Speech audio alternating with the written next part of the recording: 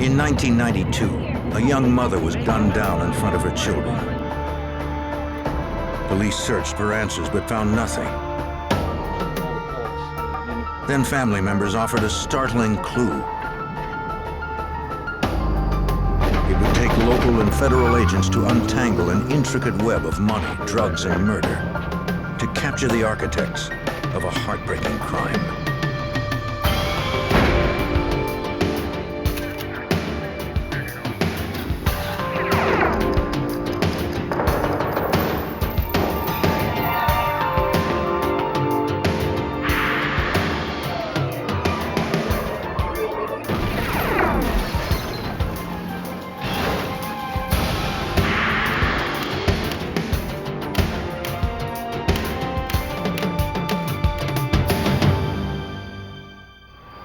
Two young boys were the only witnesses to their mother's murder. The horrible crime appeared unmotivated, senseless, and random. I'm Jim Kallstrom, former head of the FBI's New York office. The victim, the wife of a prominent Atlanta attorney, was also a woman burdened with a secret. The FBI believed that secret led to her death. They hoped its discovery would also lead to her killer.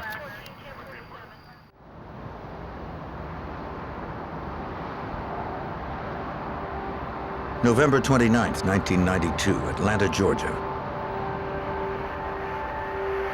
Travelers returned home at the end of the Thanksgiving holiday. It's been a long trip, and I'm ready to get home. What about you? 39-year-old Sarah Tokars and her two children had spent the long weekend with her parents in Florida.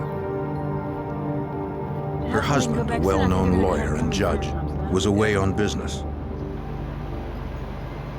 After a 9-hour drive, they arrived safely in their suburban Atlanta neighborhood of Marietta.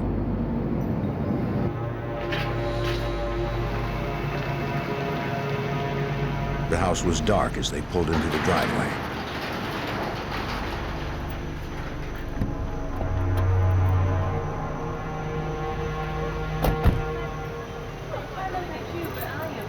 But it was not empty.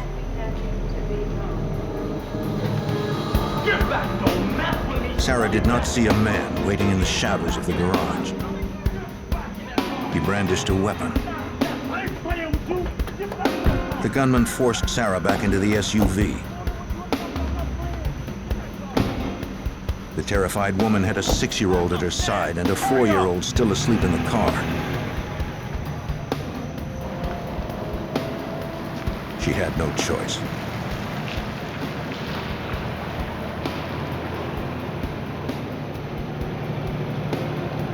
The man put his gun to Sarah's head and told her to drive towards the city. Make this left now, this left. She followed instructions. As they reached an empty development, he told her to turn off. She refused. She pleaded with him to let her children go. With a single gunshot to her head. As the gunman grabbed her purse and fled, the vehicle kept rolling. The children still inside. When it came to a stop, Sarah's 6-year-old son had to reach across his mother's body to turn off the ignition. He unbuckled his groggy 4-year-old brother from his car seat, then ran to the nearest house.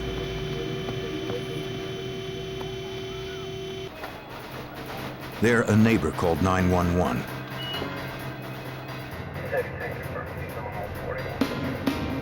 Officers responded to the report of a possible homicide in the vicinity of Powers Road.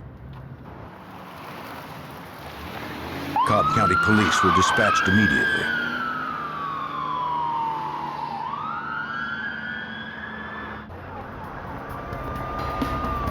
Homicide detectives arrived as officers fanned out to search for the gunman.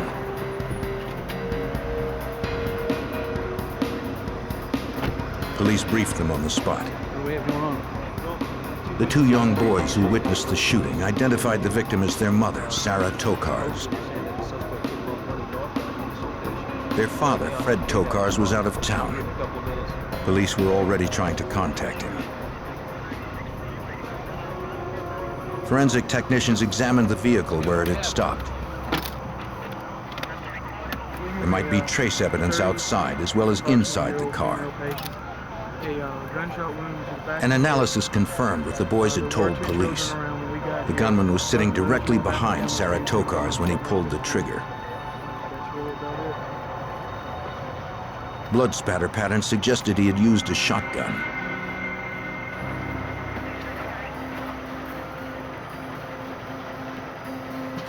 Detectives knew it would be difficult to get detailed information from children so young, especially after such a traumatic experience. The oldest one, 6 years old, would try his best.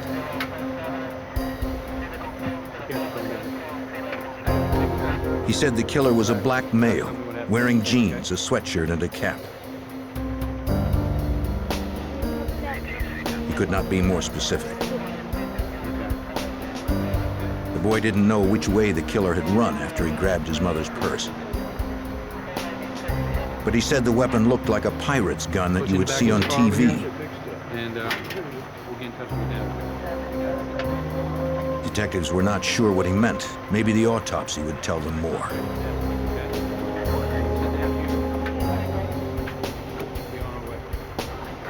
Detectives tracked down relatives living in the area to take custody of the boys until their father could be located.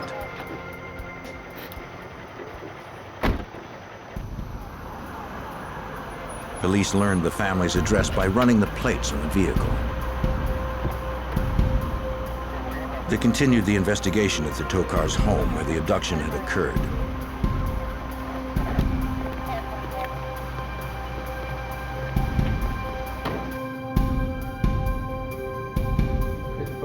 In the living room, they found a security dowel lying next to a sliding glass door. The killer had likely entered the house here. The home security system had not been activated. Right here, let's get some photographs. No alarm sounded as the intruder entered. And then after that, I want you to go ahead and process it. Perhaps a burglar had taken advantage of the lax security, and Sarah surprised him when she returned home. Whoever the burglar was, he hadn't left any trace evidence at the Tokars' home.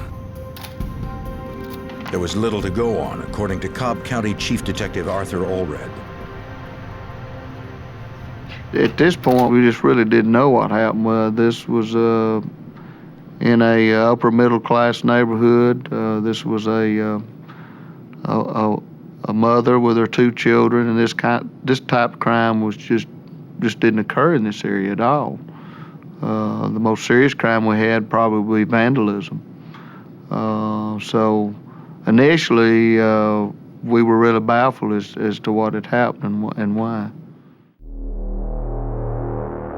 Sarah's eldest son worked with a police sketch artist and described the man in the dark who had killed his mother. The drawing of a thin black man wearing a knit hat was released to the public. But the 6-year-old's description was too vague to elicit any viable leads. The victim's husband, Fred Tokars, was contacted at his hotel in Montgomery, Alabama. He returned to Atlanta immediately. As a criminal defense attorney, Tokars was aware he would be considered an early suspect in his wife's murder. He had his own attorney present when he spoke to authorities. They quickly established his alibi so police could pursue more promising leads. Detectives confirmed that at the time of the murder, Fred Tokars was in Alabama. He had been visiting a client incarcerated in the Montgomery jail. The grieving husband assured police that he and Sarah had a strong marriage. I don't answer any questions. I just want to basically, see the case. He would do anything he could to help find her killer. Due to the nature of what's going on, we have a job to do. All right, guys. Tokars agreed to walk detectives through the house. Anything's been messed up here. You're long. As far as he knew, the doors were locked and the security rod was in place when he left for Montgomery. You said it before you left, right? My wife usually does that. He explained that they had intentionally left the alarm off because a plumber was scheduled to fix the hot water heater over the weekend. Look out for their safety. We can Tokars led detectives to the basement where he kept his home office. Take a moment here. I want you to really look around. He said he usually had about $1,500 locked in the safe. That was usually kept. Now it was open and empty. I do keep some cash in there. Its combination was hidden in a nearby file. $1,000 for the trip. Only he and his wife knew it was there. Perhaps Sarah had taken the money on her trip to Florida. It was also possible that the burglar had found the combination and taken the cash. Looks like everything's okay. Ultimately, Tokars couldn't specify how much money, if any, was missing. All right. To police, nothing else in the house seemed disturbed, and no clues pointed to the killer's identity. A lot of people were frightened. A lot of people just couldn't believe that this would happen to a mother in front of her children, and especially in the neighborhood where it occurred. So there was a lot of pressure on the department to find who had killed her. Police hoped the coroner's report would give them more. Lab examiners confirmed that Sarah Tokars had been killed with a .410 shotgun. To a child, if that type of weapon had been sawed off, it might look like a 17th century flintlock pistol used by pirates on TV. Only the plastic wadding and buckshot were recovered from the SUV. It might be a 410 or maybe a 20 gauge. Because no shell casing had been ejected, they would not be able to match anything to a specific weapon if one were later found. Maybe 410. I'll get to the ballistics for you. The examiner discovered no foreign hairs, fibers, or fingerprints on the body or clothing. That fell out of the body bag. The anonymous killer had left nothing that could lead investigators to his Very identity. interesting to show you. Former Assistant United States Attorney Buddy Parker, like many members of the Atlanta community, was stunned by the news of the murder. We had a discussion that morning about the notoriety of the homicide, of it being the wife of Fred Tokars, who was known within the legal community, having been a former assistant district attorney for Fulton County. I was familiar with Fred Tokars in his role as a criminal defense lawyer in a matter that was then pending in our office, a matter regarding the investigation of a particular drug dealer.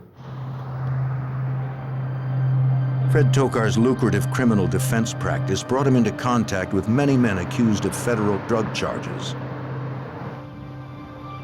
Rarely does such a murder have a simple motive. Solving the case would not be easy. The following day, 2 women came to the Cobb County Police Station. Sarah Tokars' sister and her cousin had a file they needed to show detectives. Sarah had entrusted her sister with the file 3 years earlier. You know what this is, man? It's the cell of her husband, Fred. At the time, Sarah made her promise to take it to police if anything ever happened to her. Something would happen, like divorce, overseas bank account. It contained what appeared to be lists of Fred Tokars' bank accounts and their balances. I told her 3 years ago. Well, how long have you known? The women suggested that the papers might be related to Sarah's attempt to divorce Fred. His family, my family have been friends for. I can't put up with it anymore. Her sister's marriage was not as strong as Fred had led police to believe. That might be so, but I know what you've been doing. Sarah wanted a divorce, but whenever she broached the subject, he threatened to use his legal connections to get sole custody of their children. All right, guys.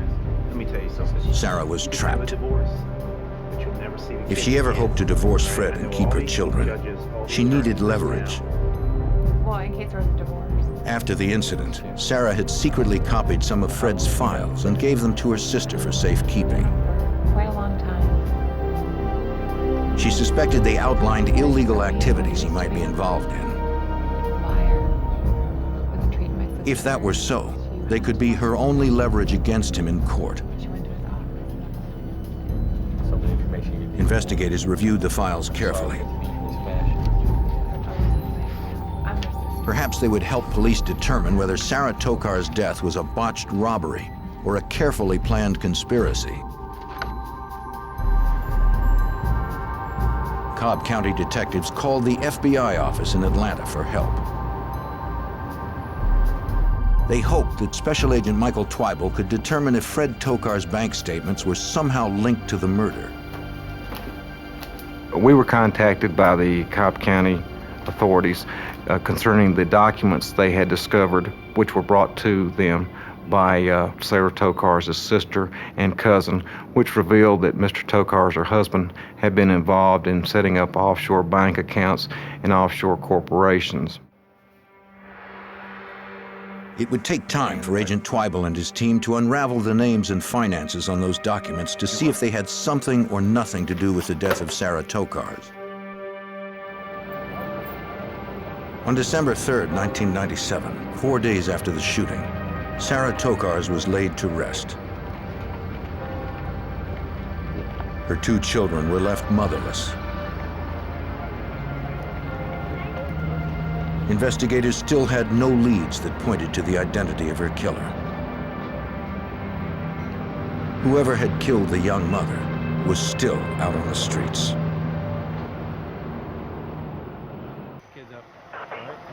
Just after Thanksgiving in 1997, the FBI and local investigators continued their search for the lone gunman who shot and killed Sarah Tokar's, the wife of a prominent Atlanta attorney, in front of her 2 young children. Sarah's 6-year-old child had given a vague description of the suspect to police in Cobb County, Georgia, but they still had no solid leads. Copies of her husband's bank statements were sent to the FBI field office in Atlanta for closer scrutiny. Special Agent Michael Twible hoped to provide insight as to whether the documents might somehow be connected to Sarah Tokar's murder.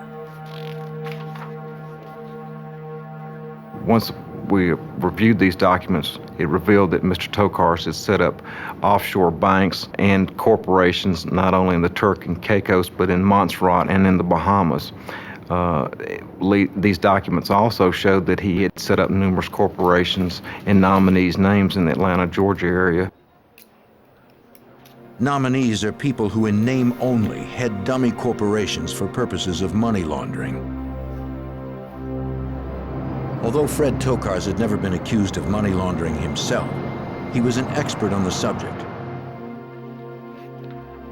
Buddy Parker, a former assistant U.S. attorney, was aware that Tokar's was not only a well-known lawyer, he was also a certified public accountant.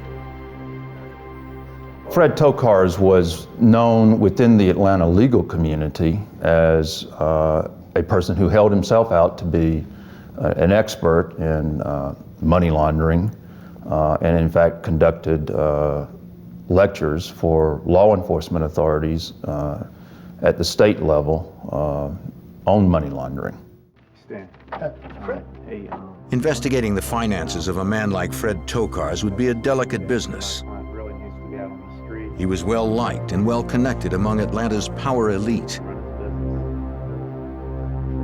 He was well-known in Cobb County. He was also well-known in political circles, in as much as he had been appointed as an assistant municipal court judge, and he had been an assistant solicitor for Fulton County. He had a lot of friends in high political places and helped on numerous campaigns of state and local officials. I'm wondering if you have any... Investigators again met with Tokar's and his attorney. They told him they believed his business dealings could be connected to his wife's killing and asked him about his clients.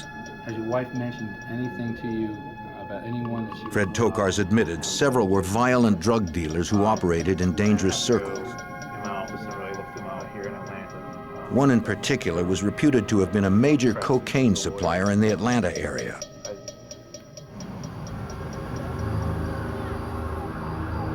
The dealer had returned home to Detroit after another one of Tokar's clients had allegedly forced him out of the South.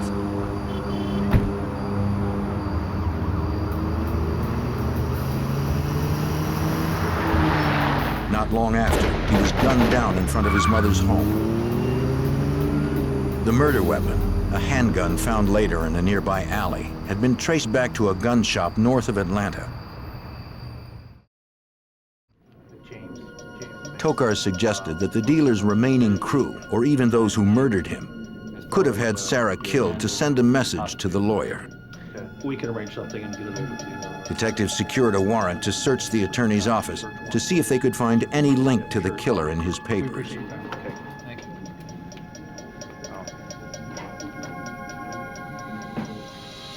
That night, local investigators and IRS agents conducted a thorough search of the office.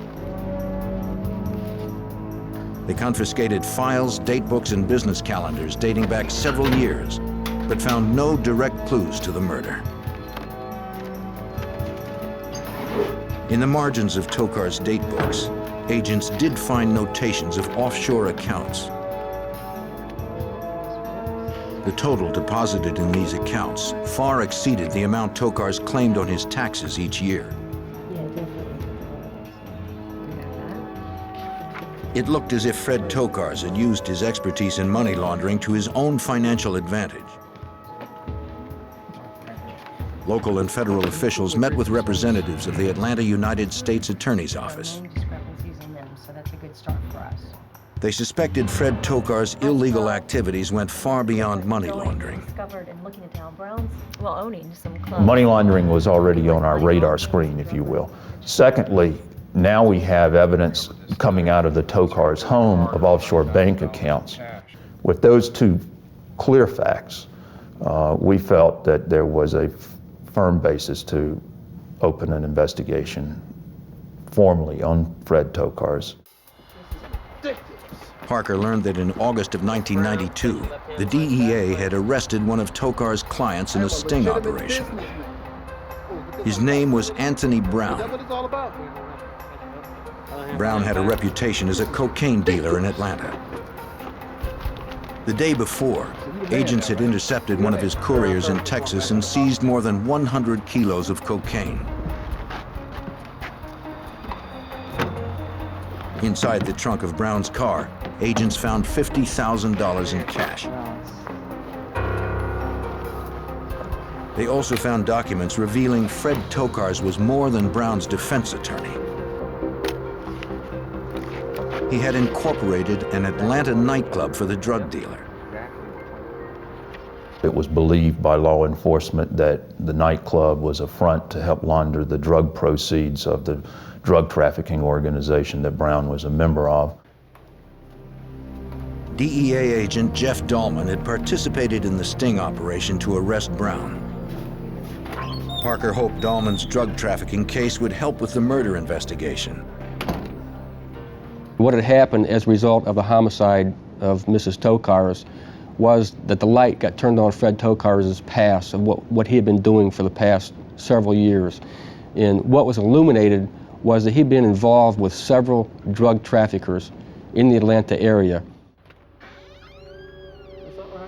Investigators wondered how deep that involvement went. Police re-interviewed Tokar's neighbors to see if they had missed anything. I was wondering if on Sunday evening... One close friend confirmed that Sarah wanted to divorce her husband, but she was afraid of him.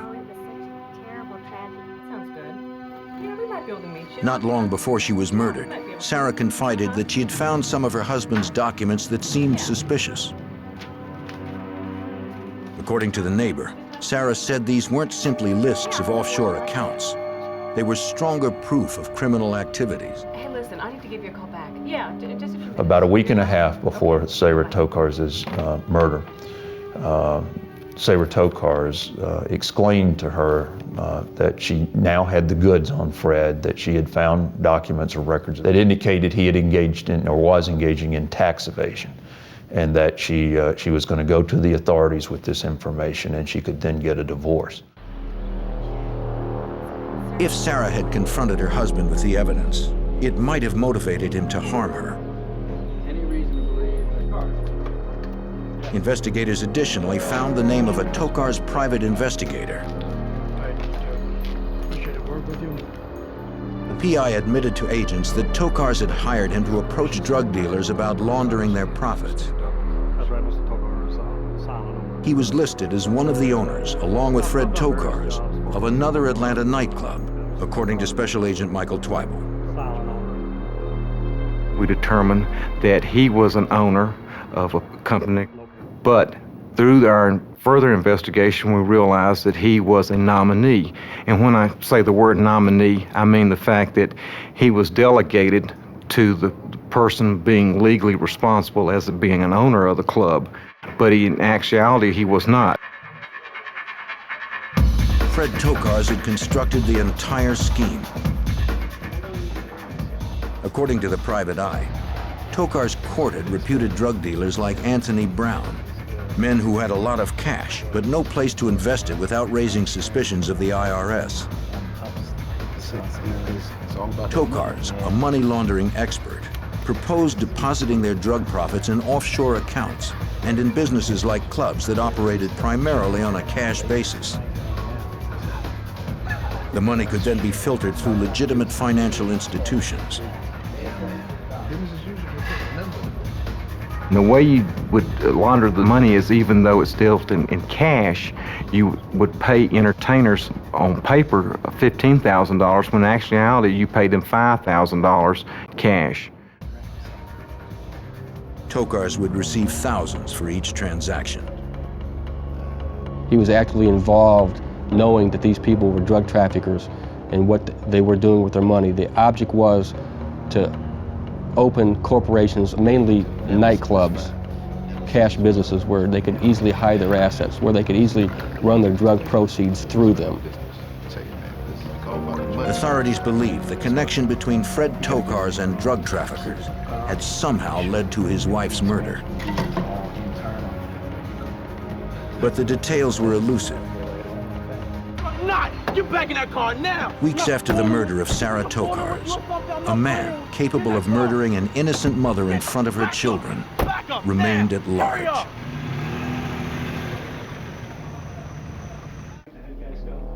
Got a shotgun blast in the back of the... By December 1992, several weeks after Sarah Tokars was killed, federal and state authorities had still not found the lone gunman and still had no clues to his identity. So it's a lot of... Shortly before she was brutally murdered, Sarah believed she had discovered papers in her husband's law office that documented his illegal activities. Former U.S. prosecutor Buddy Parker believed that Sarah had likely threatened to expose Fred Tokars with those documents unless he agreed to a divorce. That began to give us a feeling that Sarah Tokars was murdered to keep her mouth shut about her knowledge or her belief about her husband's role and involvement in laundering drug money for drug traffickers. Fred Tokars not only represented violent drug dealers, he had gone into business with them. Investigators now had evidence Tokars' clients were laundering money through several nightclubs. If his wife had threatened to expose him, Tokars, as well as his clients, had a lot to lose. The FBI took a hard look at the nightclubs the attorney had incorporated. Special Agent Michael Twyble had to wade through piles of state records, searching for a name that could link Tokars directly to the murder. We started reviewing company and corporation records and liquor license and business license that Mr. Tokars had incorporated. We started looking at these different clubs to see actually who owned them. Major drug suppliers like Al Brown contributed the funds. A middleman purchased the clubs. And Tokars set up the entire deal, as DEA agent Jeff Dahlman discovered. They didn't really trust Mr. Tokars to launder money in offshore bank accounts. It was too elaborate. They wanted their money where they could touch it, where they could feel it, where they could use it every day, where they could buy cars with it. And so the laundering, in essence, in this investigation, turned towards the laundering of money through nightclubs, through incorporation of the nightclubs. FBI agents interviewed employees of the nightclubs. Over time, they were able to piece together the structure of the business, its owners, and its profits. To Attorney Parker, it was like assembling a complex puzzle. The picture of how the nightclub money laundering was structured was really developed through insiders, through inside drug traffickers who ultimately decided to cut plea agreements with us and to cooperate and provide evidence. But nothing from the nightclubs pointed to Sarah Tokar's killer. After months of frustration, Cobb County Police finally got a break. A detective working on the case got a tip from his brother, a deputy in nearby Fulton County. The deputy remembered seeing Fred Tokar's name in the file for a businessman who had an outstanding arrest warrant. The businessman's name was Eddie Lawrence, wanted for writing bad checks on one of Tokar's accounts. Of all Tokar's business associates and clients, Eddie Lawrence was a name he had never mentioned to police. Authorities quickly learned that Eddie Lawrence and Fred Tokar's were involved in several businesses together. These included construction, renovation, and mortgage companies. Tokar's had also defended Lawrence in several minor brushes with the law. It was a long shot, but it was the only lead they had left. Eddie Lawrence had, through Fred Tokar's, been granted access to some of the most prominent individuals within the city.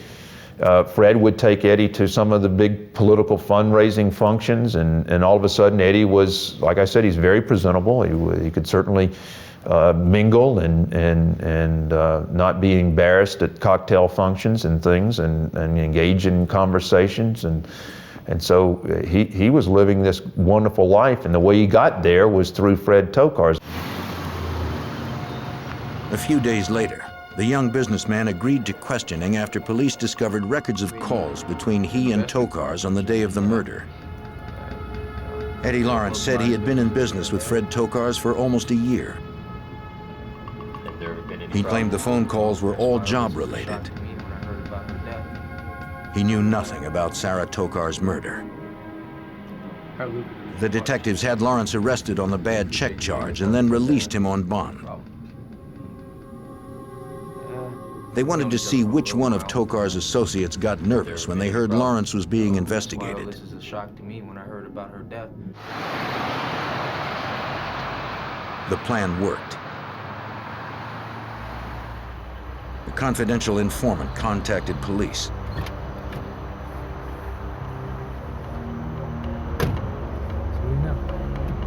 The word on the street was that Eddie Lawrence had been looking for a hitman prior to Sarah Tokar's murder. He had pressured one of his employees to help him find someone to kill a woman who he claimed stood in the way of a lot of money. The employee gave Lawrence a name, Curtis Rower.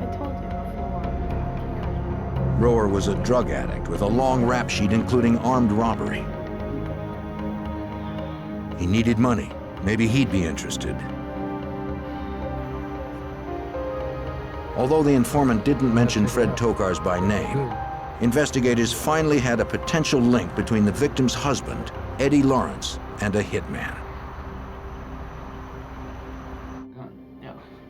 Detectives interviewed Eddie Lawrence. No, I deny. We have information. They questioned him about his relationship with Tokar's. That says recently he was trying to get the gun. Why would I have somebody? He claimed no involvement in the murder. When I had nobody hurt. Police felt he was I'm lying. not making any progress here. I have a warrant. Your name, some bad On checks. December 16, 1992, police detained Lawrence and revoked his bail because of the flight risk. They wanted him in custody when they went after Curtis Rower. Detectives immediately secured search and arrest warrants for a house in College Park where Rower was staying. They proceeded with caution. If Rower was capable of killing an innocent woman in cold blood, there was no telling what he might do when cornered.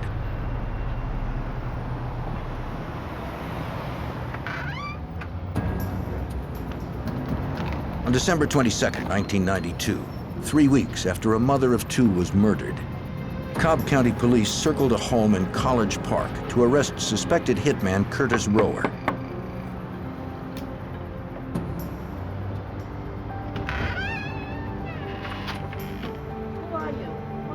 This is Rower. I'm Detective Hunt. This is Officer.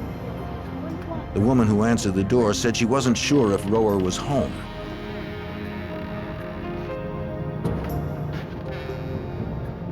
An initial sweep of the house produced nothing. Still, they kept up their guard. One officer thought he heard movement in a bedroom.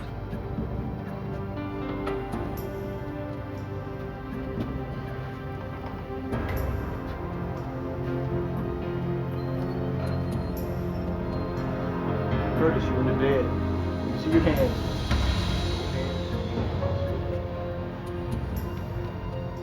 It was Curtis Rower. Hands where I can see them. Stay on the ground. Stay facing. He was unarmed. One out further. Lay down, all the way down. Spread your hands out. Keep them spread. Rower was booked and charged with murder. Give me your left hand. He claimed that Eddie Lawrence, Fred Tokar's business partner, had offered him $5,000 to kill Sarah Tokars, but Rower was too scared to go through with it. He said Lawrence was the one who had caused Sarah's death. Rower admitted that he had carjacked the family. But when Sarah Tokars stopped, he said that he couldn't pull the trigger. At that moment, Eddie Lawrence ran up to the car, screaming for Rower to shoot. Lawrence grabbed the shotgun and it went off, killing Sarah Tokars. Both men then fled in Lawrence's car.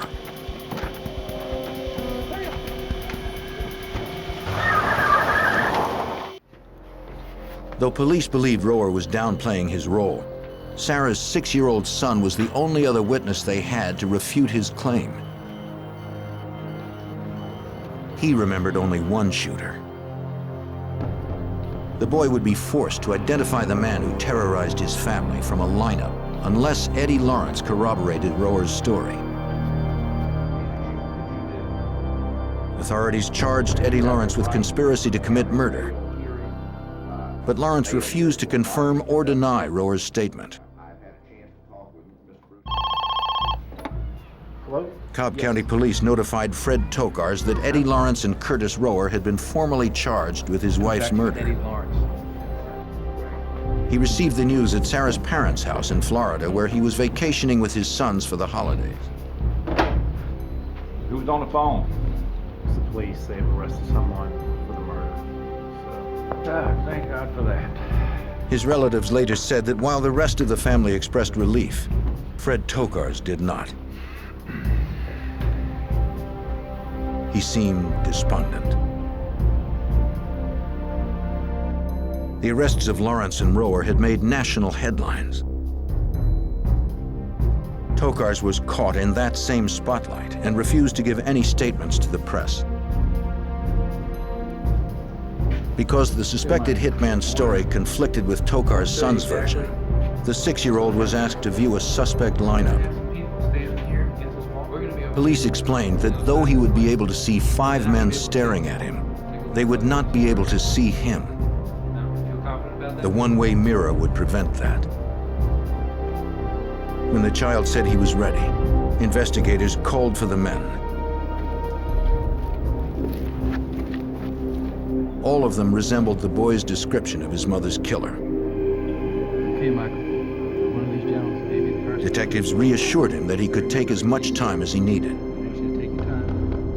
You should look at me closely. You should tell me. But it was no use. The child was either too young or too frightened to remember the killer's face.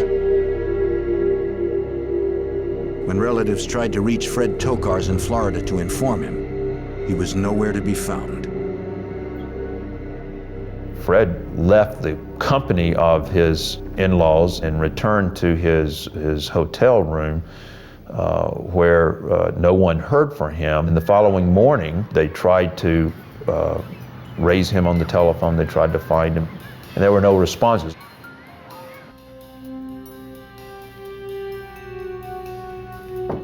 Concerned, Sarah's father rushed to the hotel where Tokars was staying.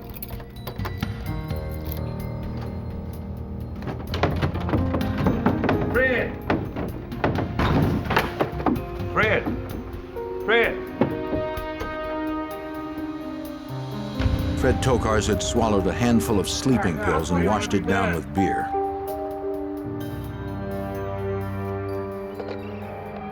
The manager of the hotel quickly called an ambulance. He had apparently attempted to take his life after hearing that Eddie Lawrence, this business partner of his, had been arrested for the murder of his wife. Sarah's father found a note written in Fred Tokars' handwriting on the table beside the bed. In the locked hotel room, Fred Tokars wrote a long, rambling note apologizing for the pain and suffering his lifestyle had inflicted upon his family. He wrote that Sarah was a great woman.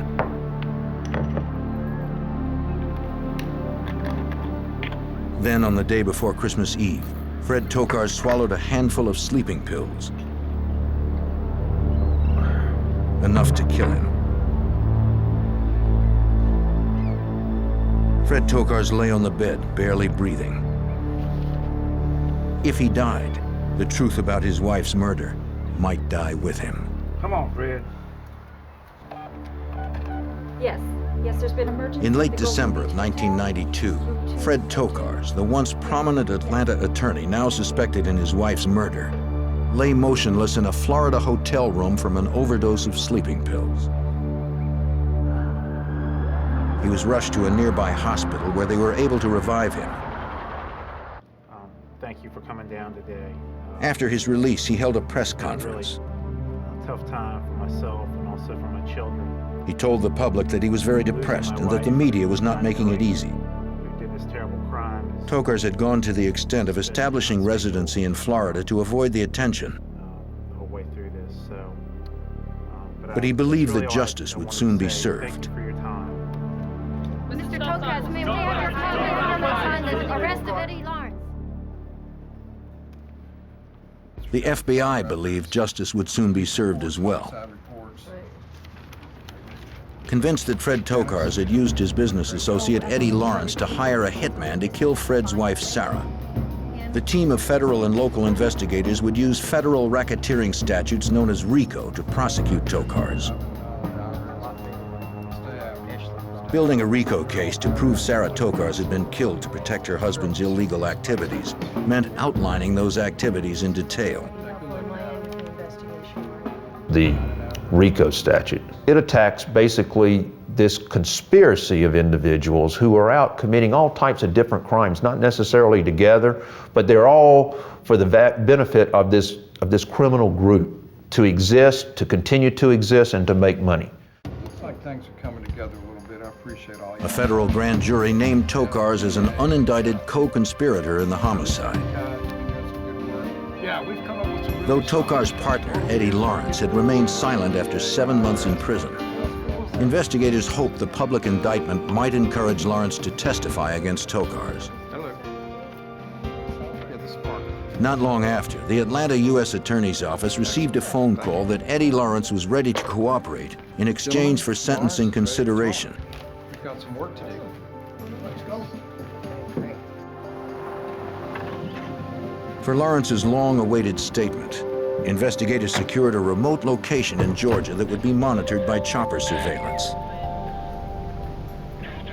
DEA agent Jeff Dahlman was part of the team that needed to make sure nothing went wrong.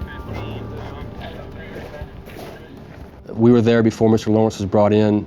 His location had been kept a secret from everybody involved. The only people that knew of where Mr. Lawrence was actually being held at that time were the Cobb County Police Department. Mr. Lawrence at that time was a key witness in this investigation, and his safety was paramount to everyone. Inside a fortified house, Eddie Lawrence told investigators that he and Tokars were not just partners in the construction business. They were also involved in laundering drug money. $900,000.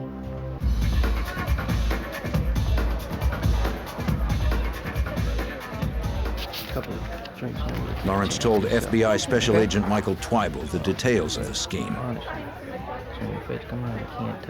Mr. Tokars wanted him to try to solicit drug clients in the various nightclubs and bring them to him so he could launder their money. And in turn also set up Eddie Lawrence into several businesses. Yeah, we can get this one just a little bit later. We may Lawrence owed his success to Tokars. He also owed the attorney $70,000 in business debts. Fred Tokars approached Eddie Lawrence indicating that, that Sabre now was going to try to divorce him and take everything he had, and he wasn't going to let that happen, and he couldn't afford to allow her to do that to him, and he wanted her killed. Lawrence refused initially. Although he had been involved in drug dealing, he had never been involved in murder. Mr. Lawrence said, well, just let her have the house and the kids and the cars. And Mr. Tokars said, I've worked so hard, I'm not going to let her have it. Lawrence said that Tokars planned the murder for several months. His first idea was to have Sarah shot in his office, but decided the couple's home was a better location. Tokars was to pay Lawrence $25,000 for the hit. Mr. Lawrence advised that Mr. Tokars wanted to be out of town and that for Mr. Lawrence to commit the murder as a burglary, basically in front of his children, which is very unusual. He told Mr. Lawrence that the kids would get over it, that they're young, and it wouldn't bother them saying that their mother was murdered. I found that Lawrence admitted he didn't have the nerve to kill an innocent woman, so he hired Curtis Rower.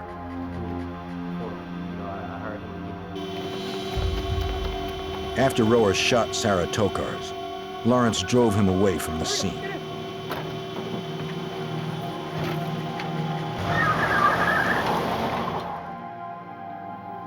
Since he cooperated, Lawrence earned 12.5 years for his part in setting up the murder.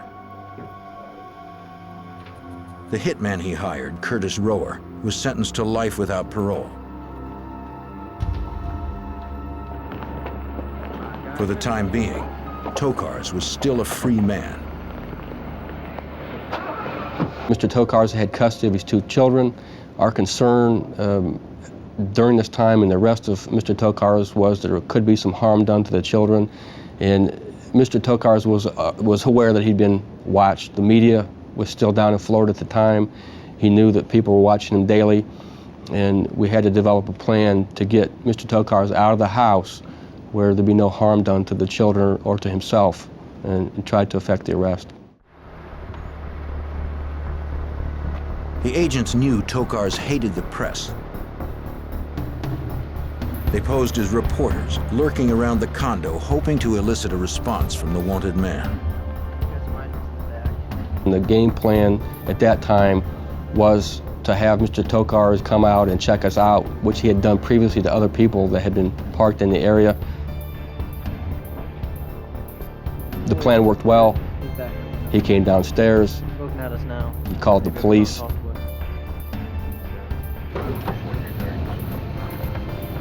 Local officers arrived, aware of the ruse.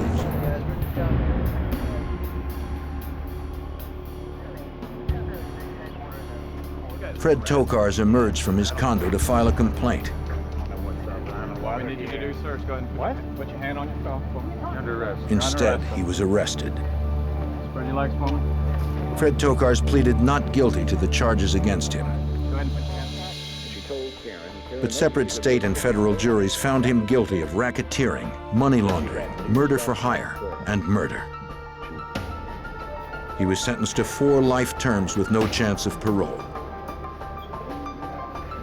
For elevating his greed beyond the life of his wife and children, he will never be free again. Blazing fires, raging adrenaline, and total anarchy, all within the walls of a federal prison. FBI tactical teams and negotiators work around the clock, trying to avoid a small-scale war and keep nearly 100 hostages alive.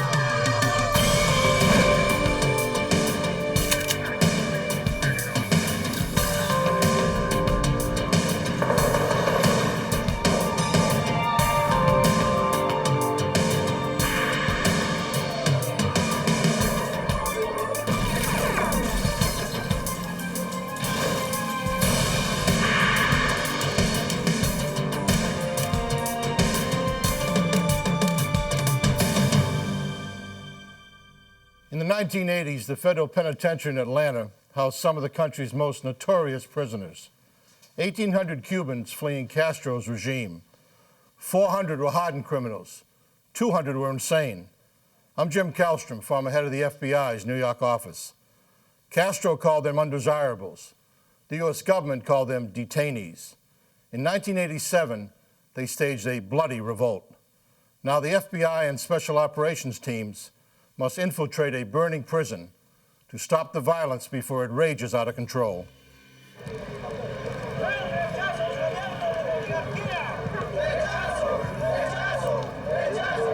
Cuba, 1980. A plummeting economy and political unrest prompt Fidel Castro to allow Cuban citizens to leave the country. For the first time in history, the notorious dictator permits American boats to enter Cuba's Mariel Harbor. In a 5-month period, over 120,000 undocumented refugees flee the country, heading for Florida. 2,700 are considered criminals or mentally ill under U.S. law. The Attorney General instructs the Bureau of Prisons to find space for them in America's already overcrowded prison system. 1,000 Cuban refugees are sent to the Federal Detention Center in Oakdale, Louisiana. Nearly 1,400 are transported to the Atlanta Federal Penitentiary. For 7 years, the U.S. and Cuban governments negotiate to send the criminals and mentally ill refugees back to Cuba. On November 20th, 1987, the State Department strikes a treaty with Cuba. Over 2,700 Cuban detainees will be sent back. Within 24 hours, Cuban detainees in both prisons get news of the decision. In Oakdale, Louisiana, 1,000 of them riot, taking 28 prison guards hostage. But at the Atlanta Penitentiary, all is quiet. Warden Joe Petrovsky. But there was a trust between the detainees and the correctional officers, and that trust was basically the treatment that the detainees got from the correctional officers. Early Monday morning, 3 days after the treaty is signed, prison employee Ted Manier arrives at work. He notices an eerie silence. There were hardly any inmates in the breakfast area. And normally it would be full of inmates were making a lot of noise and talking, and there was hardly anybody in there, so it was really quiet, unusually quiet. On the first floor of the Prison Industries building, detainees make mattresses. On the surface, it looks like business as usual.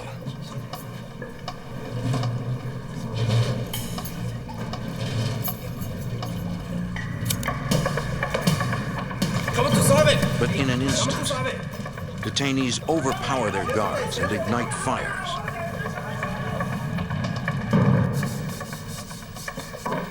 On the third floor of the Industries building, Manier and his supervisor oversee a furniture-making shop.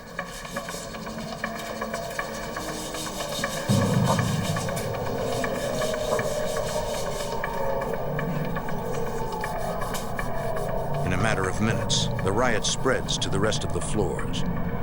It sounded like a roar, and it was coming up the stairwell.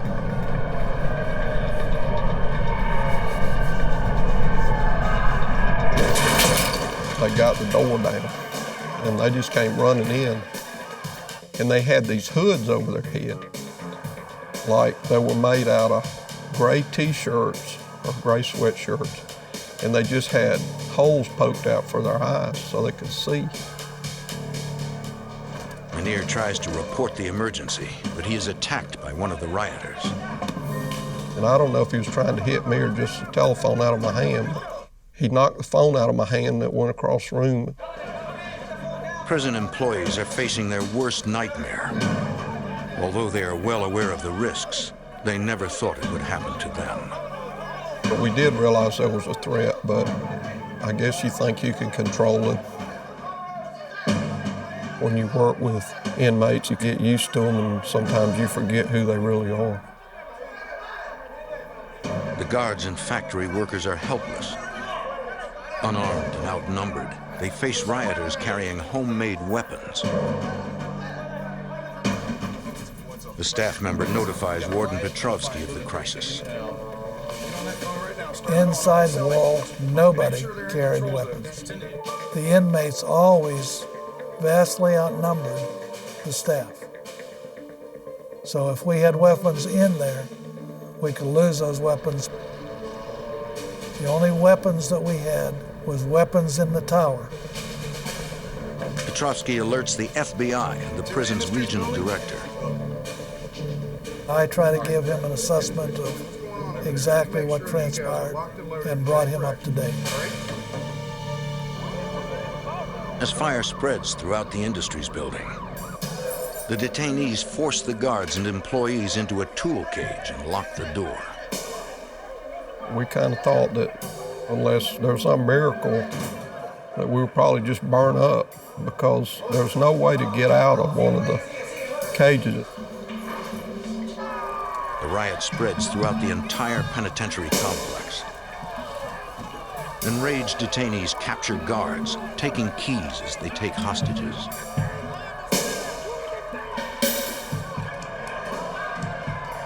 They begin to release the regular prison population from their cells.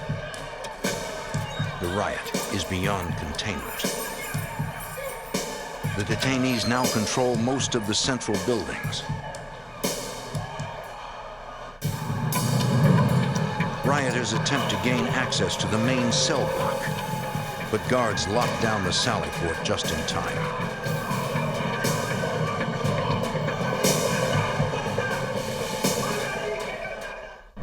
As flames and smoke engulf the massive prison complex, nearly 100 guards and employees are trapped inside. Built at the turn of the century, the Atlanta Federal Penitentiary is the largest penitentiary in the United States. It was a fortress inside that was surrounded by a wall. It raised from the ground approximately 40 feet, and the width on the top of the wall was approximately 3 yards wide. So it was a massive, massive wall. Show me what you got. The penitentiary is built on 300 acres of land, with 28 acres of property inside the walls. Okay, well, we've got guards. Warden Petrovsky needs to figure out exactly where his people are located inside the complex. We had staff members in 11 towers that had very good observation over the entire outside compound, who logged those employees that they recognized in those areas. We started a list of the officers that we thought were hostages.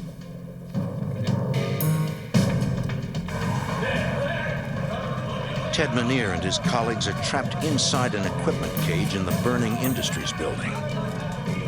Several rioters try to convince the Cuban detainees guarding the cage to unlock the door. They were trying to talk the guard into opening the door because they wanted to get us out and kill us or do whatever.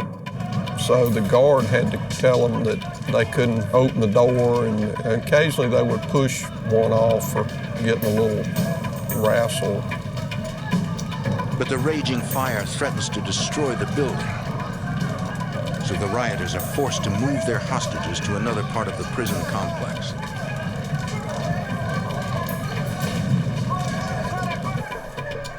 The only route takes them across the yard in clear view of the towers.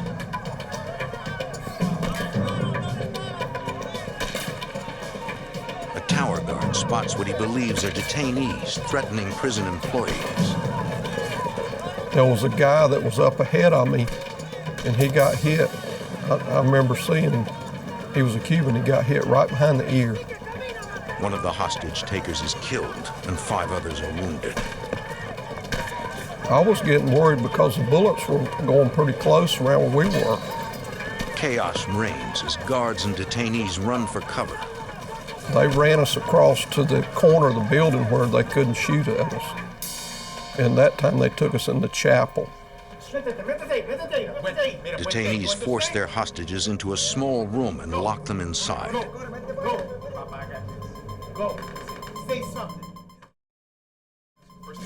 Less than an hour after the riots begin, FBI agents from the Atlanta field office arrive at the penitentiary. The FBI has jurisdiction over criminal matters in all federal prisons. Warden Petrovsky briefs Weldon Kennedy, the special agent in charge. The first thing that I wanted to accomplish was to find out how many hostages had been taken, how many might be injured, what was the threat to those people who were in fact taken hostage. All of these people were like on an emotional high. I mean, they'd been prisoners for literally 8-10 years. Some of them serving life sentences, and now they're free to roam around the prison. It was like a holiday. This is the area where they... Agent Leon Blakeney heads the Atlanta FBI SWAT team. Agent Blakeney appears in silhouette to protect his identity. Nobody really knew what area that the inmates controlled, and they really didn't know how many hostages were taken. You had 2,500 people housed in that institution. Here's the administration. There were people running around all over the place, and quite frankly, it was chaos. Chaos that had already turned deadly. As agents Kennedy and Blakeney develop their plan to retake the prison, they receive critical intelligence from 2 sources. From FBI agents posted outside the walls of the prison complex, and from prisoners inside the walls who don't want any part of the riot. We began to learn who the hostages might be, where the detainees were holding up, how many were there, what kind of weapons they might have. The detainees have taken the guards' radios, compromising prison communications. Agents and guards switch to a secure frequency.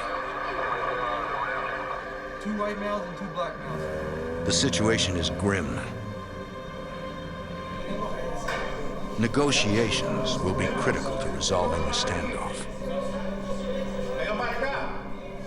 Special Agent D. Rosario, an FBI negotiator, opens up a dialogue with the rioters. Unreasonable demands are being made. The hostage takers want things done now. And that's why it is so important to try to bring them down to a level where they can be reasonable. Can you negotiate with people at that very high emotional level? Generally speaking, no. So we had to give it time. The rioters are emotionally charged, angry over the shooting death of a detainee. This theme came up time and again.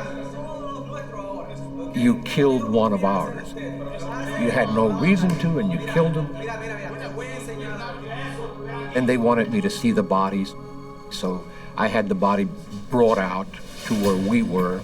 I looked at the body. They wanted me to get emotionally involved with them.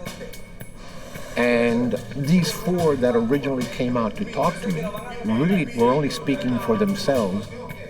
They were not speaking on behalf of the 1,400 that were in there. In the command post, Warden Petrovsky receives a frantic call from 16 employees who have barricaded themselves in cell block E. E block is home to the Atlanta Federal Penitentiary's most dangerous criminals. These particular group of inmates were locked away in E to keep them from harming someone. If the detainees get into cell block E and free the inmates, the lives of all 16 employees will be in danger. The E cell block is also home to the prison system's most notorious inmate, Thomas Silverstein. A number of people in the Bureau of Prisons told me that he singularly was the toughest prisoner they believed that the Bureau of Prisons had ever housed or had in their custody. He was just an absolute animal, and he hated everything to do with the Bureau of Prisons or any of their staff. Silverstein was incarcerated in 1975 for a bank robbery. Years later, he was sentenced to multiple life terms for fatally stabbing an inmate and a prison guard. Thomas Silverstein was cold and he was a killer. He had two things on his mind: to escape from jail because his crimes were such where he was going to die in jail. And the other objective was to kill people. It was as simple as that. The guards in cell block E are in grave danger. Special Agent Kennedy works with the FBI SWAT team to come up with a plan to rescue them. The SWAT analysis was that they believed that they could go over the wall out of view of the rioting detainees and retrieve those people out of that building successfully. The SWAT team will need ladders to get over the 40-foot-high wall. Special Agent Blakeney calls on the Atlanta Fire Department and a National Guard helicopter crew to help carry out the plan. We put a helicopter up on the opposite side of the prison to attract their attention and at least have some diversion. Chief, here's the situation. We've got a hostage crisis. 7 hours after the riot began, the FBI SWAT team launches a daring mission to rescue 16 prison employees without endangering the lives of nearly 100 hostages. We need to put a truck up on the southwest corner with the ladder up. Everybody got it? 7 hours after a riot breaks out at Atlanta Federal Penitentiary, an FBI SWAT team launches a mission to rescue 16 employees barricaded in one of the prison's cell blocks. FBI Special Agent Weldon Kennedy knows that if the rescue attempt is seen by rioting Cuban detainees, it could spell disaster. They would not hesitate to kill hostages if it became apparent to them that we were going to try to retake the prison or retake any part of it.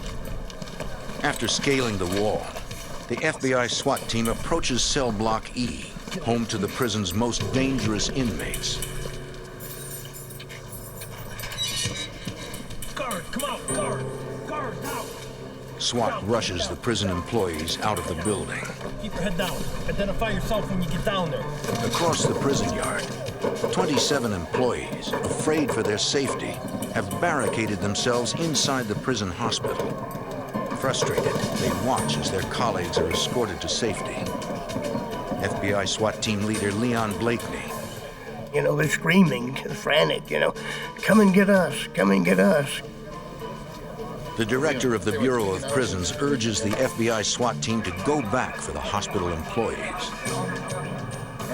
The SWAT personnel informed me that there was a 100% probability that they would be detected going over the wall to try to effect a rescue of the hospital people. We can't protect the other hostages that are being held in other parts of the prison. And my concern was if in fact we were observed, then they would start killing the other employees. Blakeney wants to rescue the hospital staff, but knows it's a risk he cannot afford.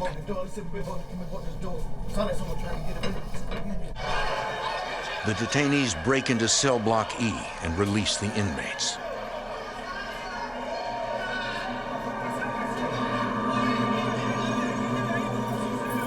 vicious criminals run free, including Thomas Silverstein, a ruthless killer.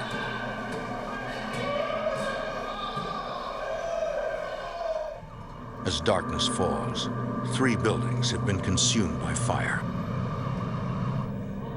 Nearly 100 guards and employees have been taken hostage or have barricaded themselves inside the prison.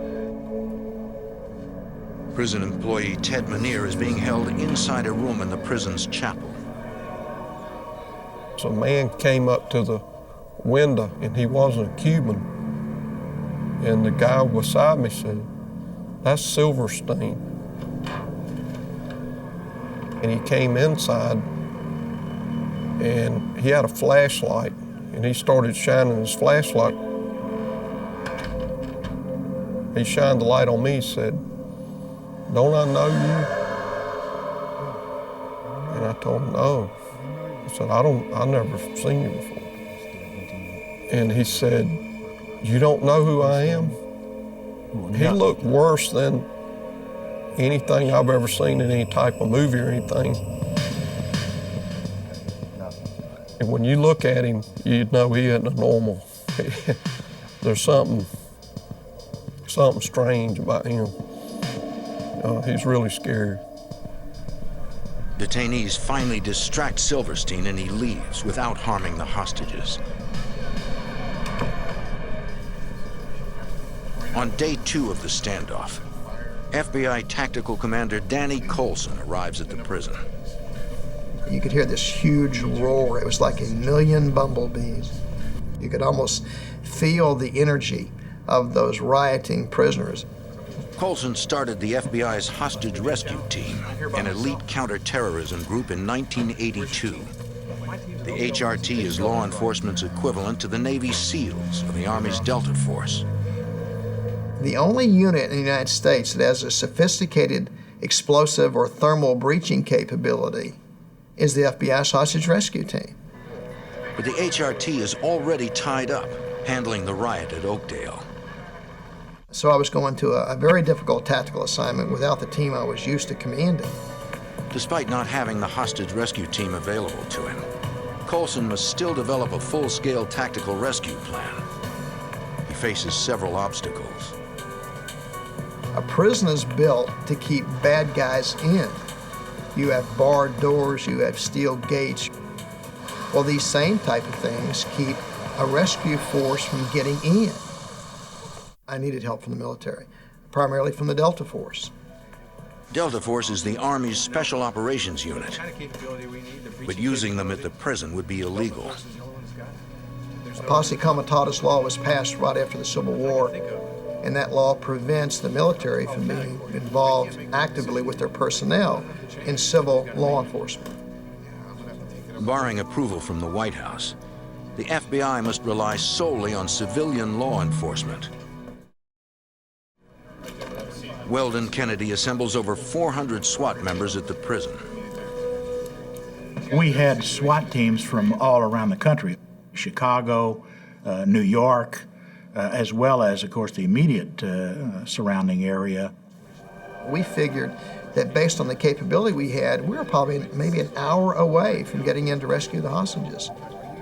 We were all concerned that they started killing hostages. We were helpless to get in there. And that's one of the reasons that De Rosario and the other negotiators were working so hard to try to get somebody to talk to calm the situation down. But the negotiations are not going well. None of the rioters De Rosario has spoken with has enough power to influence the detainees. The negotiators need a different approach. We could be here for a very long time unless we come up with a group of people in there among the detainees that can speak basically for, if not all of them, for the majority. Rosario asks prison employees which detainees command the most respect. Files of these people were opened to us, and we looked at several of them, and we decided on 5 or 6 men We went to the grating and called them by name. And they came to the grating, and we invited them to come over to our side and sit down at a table with us and talk with us. The detainees agree to talk with negotiators. And we began our first serious conversations in terms of how can we resolve this? What is it that you're looking for?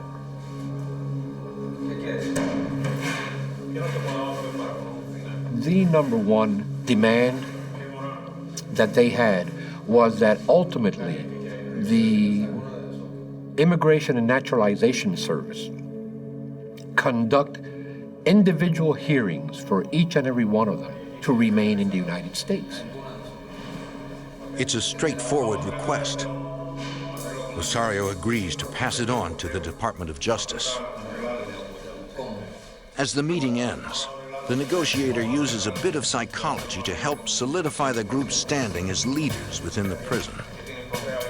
We decided to give these men the mail that had accumulated since before the riot began.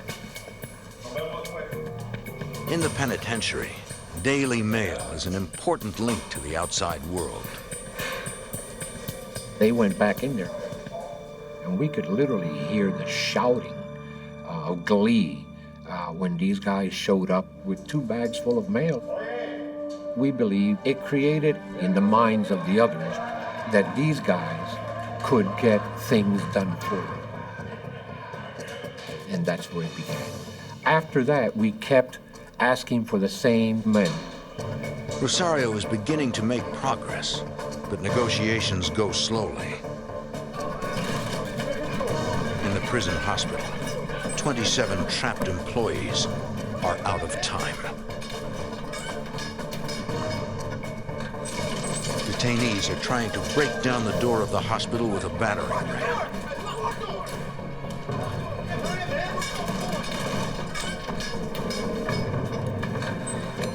The employees call Warden Petrovsky in the command center.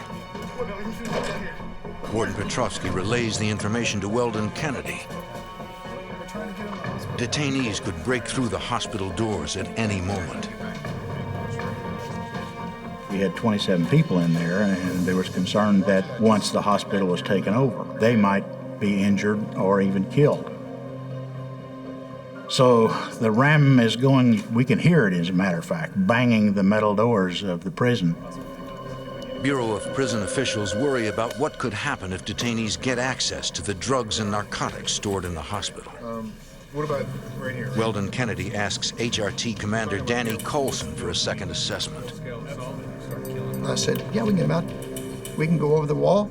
We can defend the area with the perimeter and slide them out over the walls, and we're out of there. Colson's biggest concern is that the detainees are watching news coverage of the riots. Inmates were watching TV to see what we were doing as much as they could. And they could very well believe that a rescue of the entire prison was underway, and then they could start executing the hostages.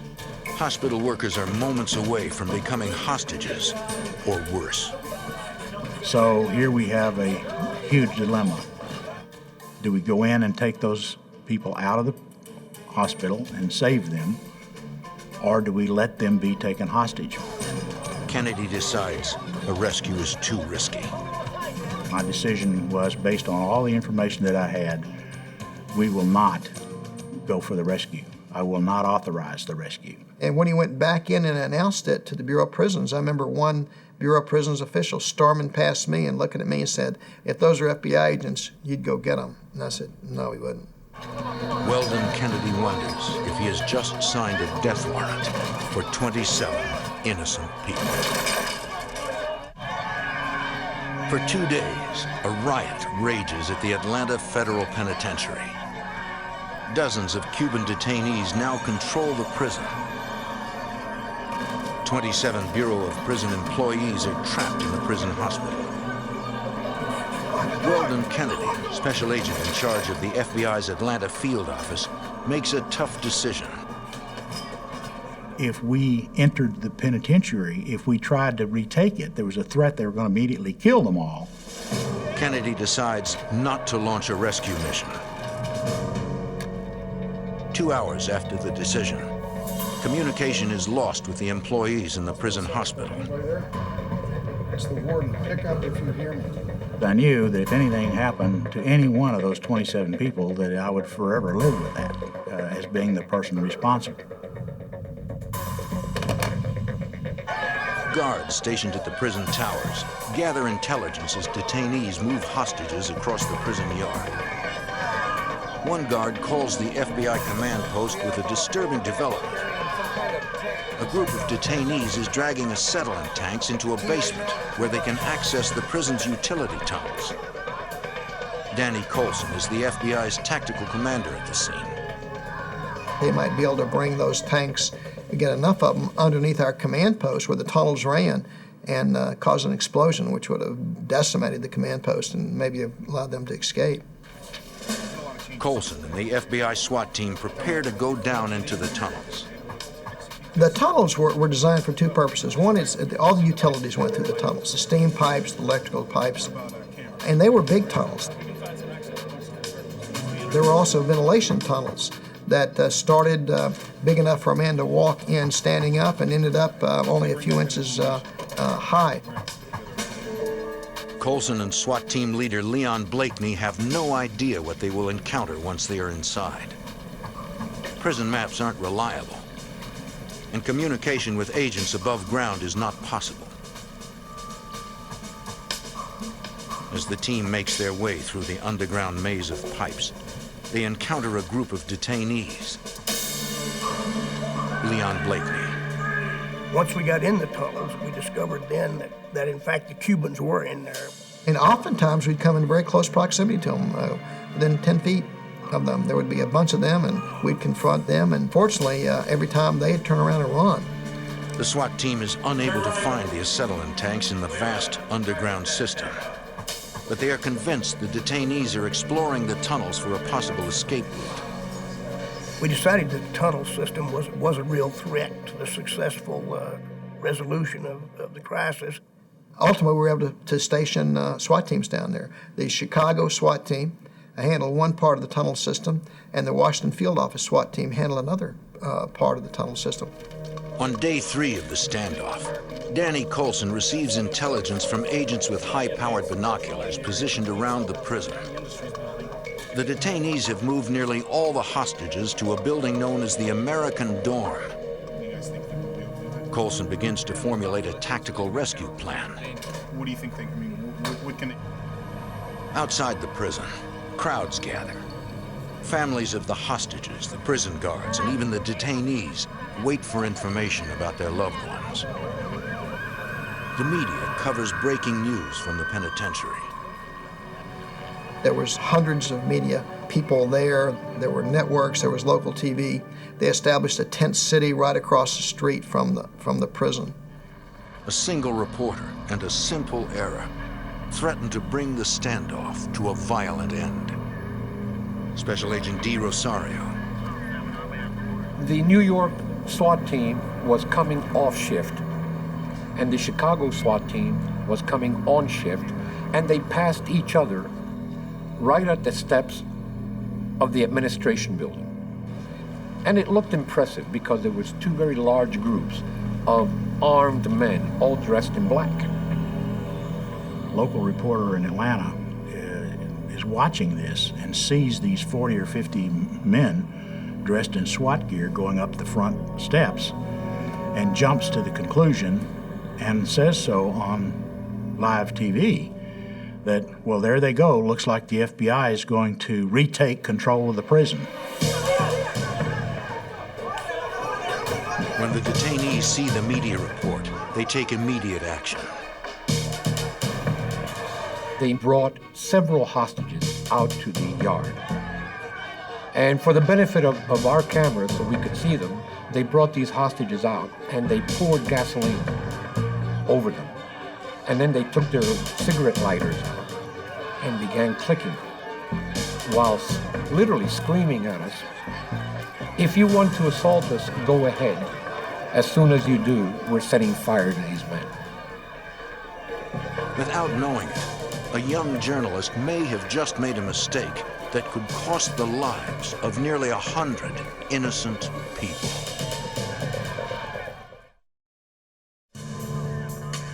At the Atlanta Federal Penitentiary, FBI agents negotiate with Cuban detainees who have taken over the prison. The lives of nearly 100 hostages hang in the balance. On day 3 of the standoff, a journalist's error ignites a crisis. FBI Tactical Commander Danny Colson.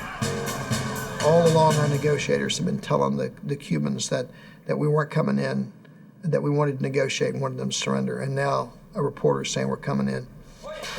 The erroneous media report makes Special Agent D. Rosario's job even tougher as he negotiates for the lives of the hostages. We had brought them down to such a reasonable level of emotion, and when they thought that the FBI was about to assault, they literally lost it. We came literally within a few heartbeats of losing the hostages right then and there. We sent everybody to what we call phase line green, which is the last position you are in before you do a rescue. It was like a spark that was about to ignite this terrible inferno of energy we had built up there. I had to convince them that no such assault was going to take place, and that, you know, if things were going so well and so positive, why would we even think about assaulting them?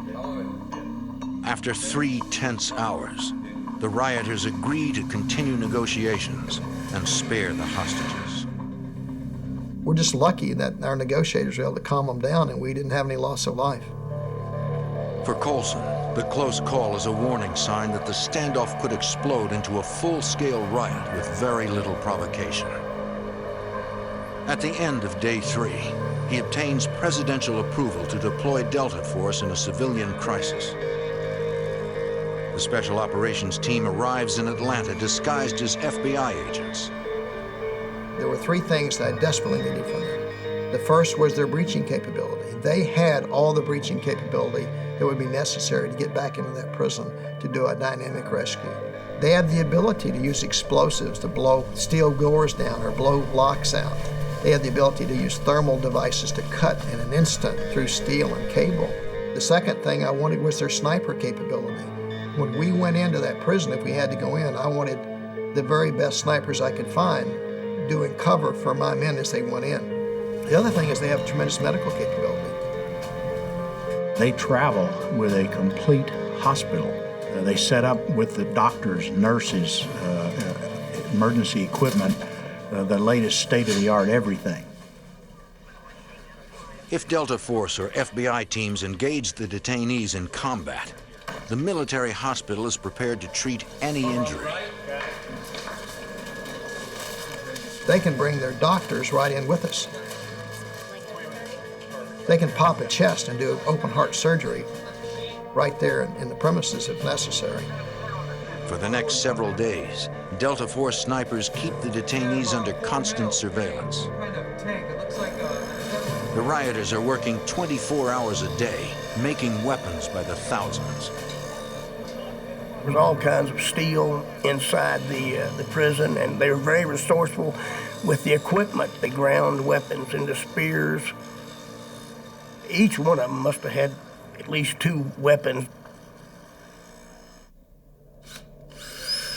Delta Force sets up surveillance cameras all over the complex to track the movement of the detainees.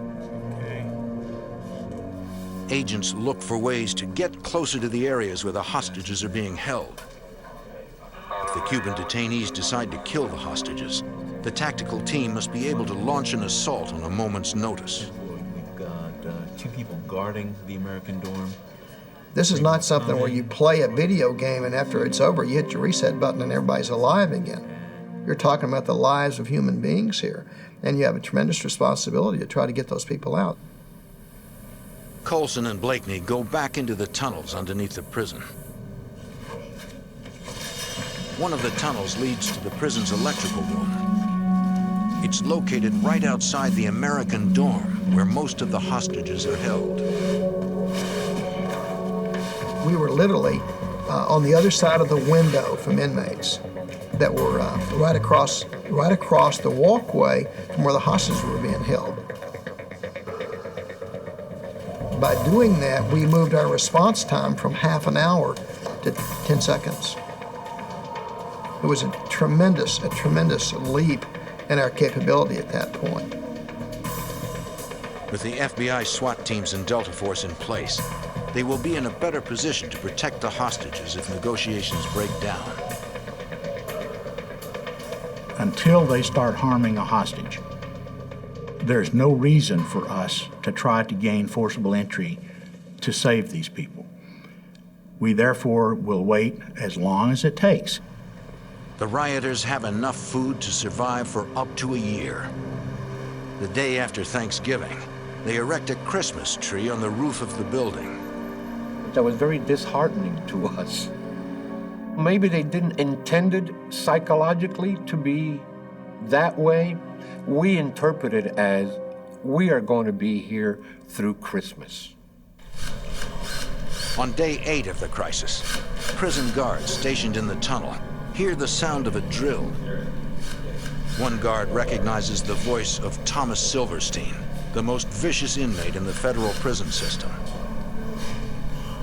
They think Silverstein is searching for a way out. We knew he would absolutely kill a hostage if it would help him escape. Weldon Kennedy asks Danny Colson to go back into the tunnels to apprehend Silverstein.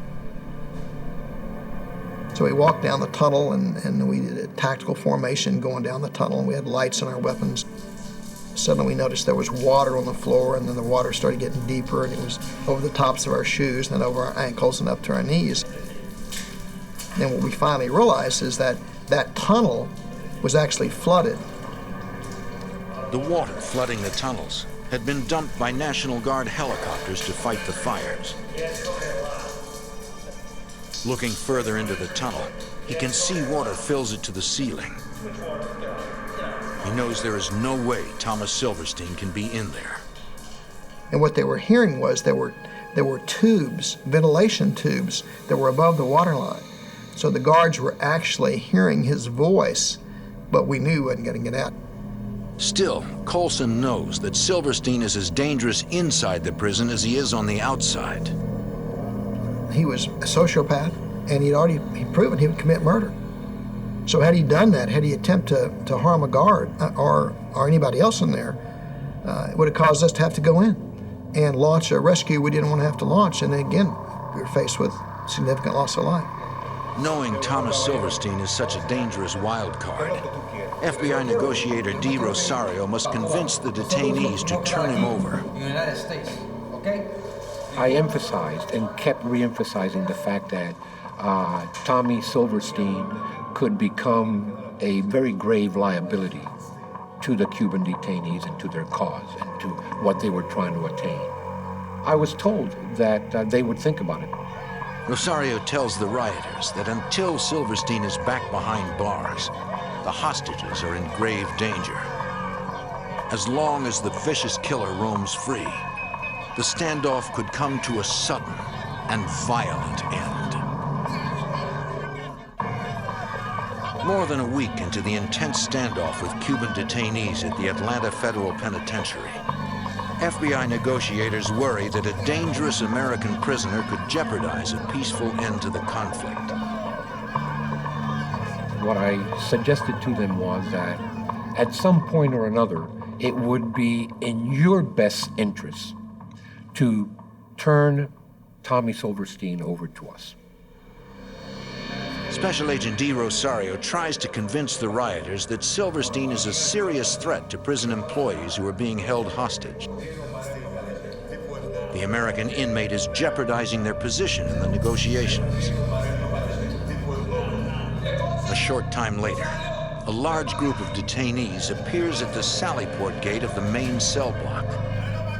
And there was about 100 Cubans screaming, waving their sabers in the air.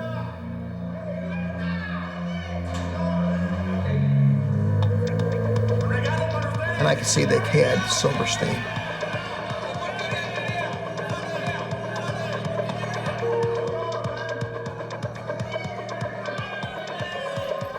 And in the midst of all these screaming Cubans, they literally threw Silverstein at us. Detainees tell agents how they captured Silverstein. So they gained access to the pharmacy. They took some narcotic. They put it in a can of fruit cocktail, which he was known to like, and fed him fruit cocktail laced liberally with this drug, which in effect knocked him out. The FBI viewed Silverstein's capture as an act of good faith. That told us a lot. They don't want to hurt the hostages. It showed the negotiators that these Cubans were responsible. They were willing to do things to cooperate with us in order to reach a common goal, which is a great step in any negotiation process. On December 1st, a separate riot at Louisiana's Oakdale Penitentiary is resolved. The Cuban detainees incarcerated at Oakdale agree to release their hostages if the INS will review their cases. The government of the United States, through the voice of the Attorney General, told them, you know, it's not unreasonable to give you a hearing. D. Rosario offers the Atlanta detainees the same deal.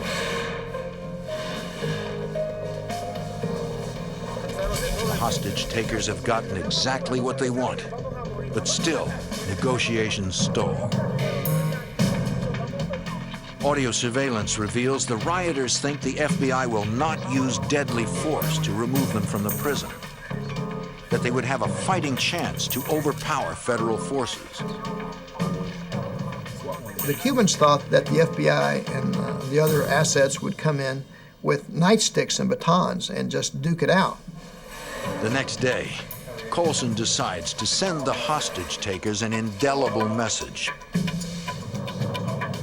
The detainee agrees to talk with Colson. And he said, I need to go to the restroom. So I said, wait right here.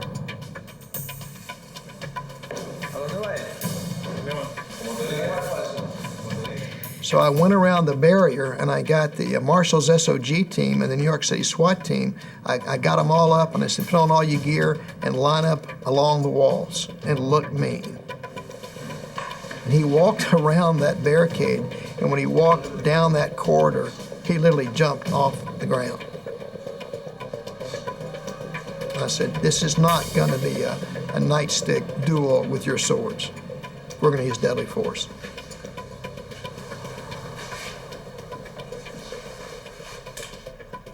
The rioters agree to the terms of the surrender. On day 12 of the standoff, the Cuban detainees release their hostages. I will never, ever forget those guys coming through that sally port and walking right by me, and the look of relief. They were haggard and they were tired and they were worn out, but this great sense of relief, and they were all smiling ear to ear. When we finally walked out with hostages, not one of them having been harmed in any way, we regarded that as a huge success. After 12 intense days, the Atlanta prison riot is over. One of the most important things, it sort of focused the American public on the plight of the Cubans. And I think that was important. They did have a story to tell. They just told it in the wrong way. After the riots, all detainees are granted an INS hearing. Some are released. Others with criminal records or mental disabilities are repatriated back to Cuba. The rest remain in prison. A shooter takes deadly aim at the residents of a small Georgia town. Police and the FBI begin a desperate search to find the killer. They struggle to make sense of the evidence as the body count climbs, all in an attempt to stop this murderer before he puts his next victim in his sights.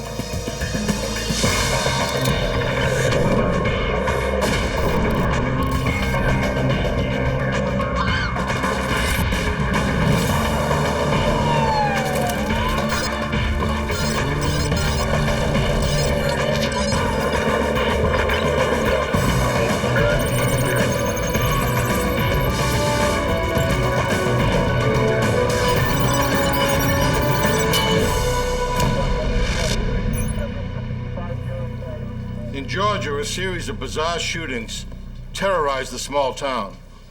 2 people were killed, 2 others were critically wounded. At first, the shootings seemed targeted. Then they seemed random. I'm Jim Kallstrom, former head of the FBI's New York office. As the body count climbed, the killer taunted law enforcement with mysterious notes. Agents believed the shooter would continue to kill until he was dead or behind bars.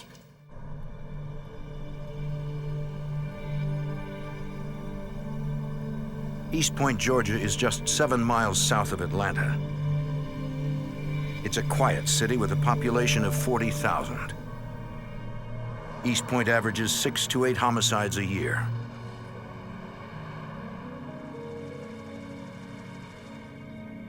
March 1st, 2001. A man is concerned about his mother. He arrives at her house to see if she's okay.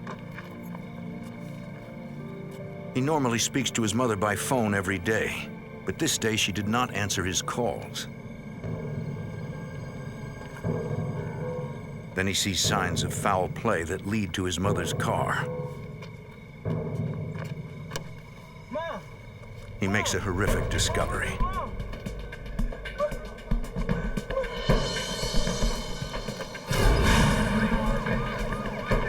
Minutes later, East Point Police and Lieutenant Russell Popham begin a homicide investigation. We discovered the victim was a female that had been shot and she was dead of multiple gunshot wounds. We did notice that she had been there for about 24 hours. Police can already rule out one reason why the victim was murdered. As always in any kind of crime, you try to figure out the motive, but obviously her car was still there as well as her pocketbook. So we didn't think at the time that robbery was the motive.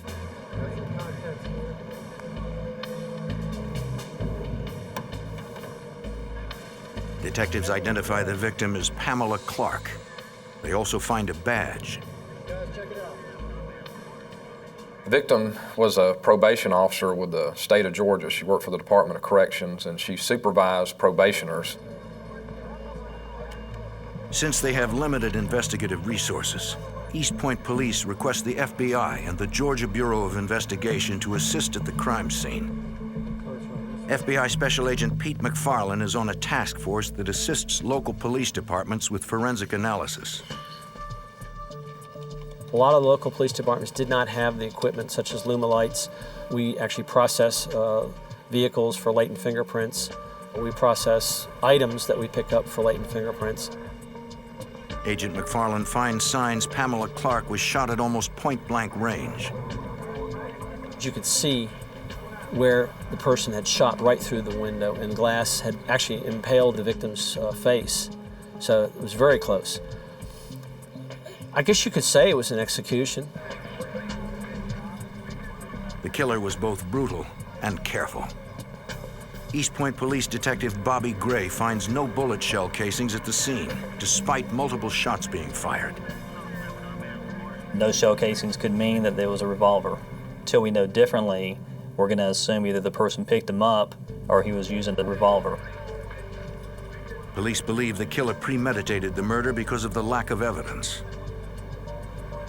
There was no fingerprints left at the scene. It was a very sterile scene. Detectives want to know who would want Pamela Clark dead.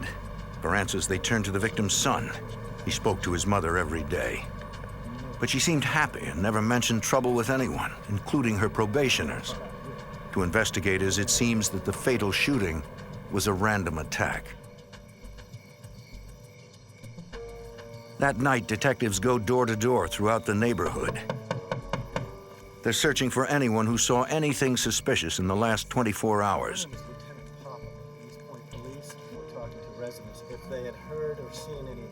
They find only one witness.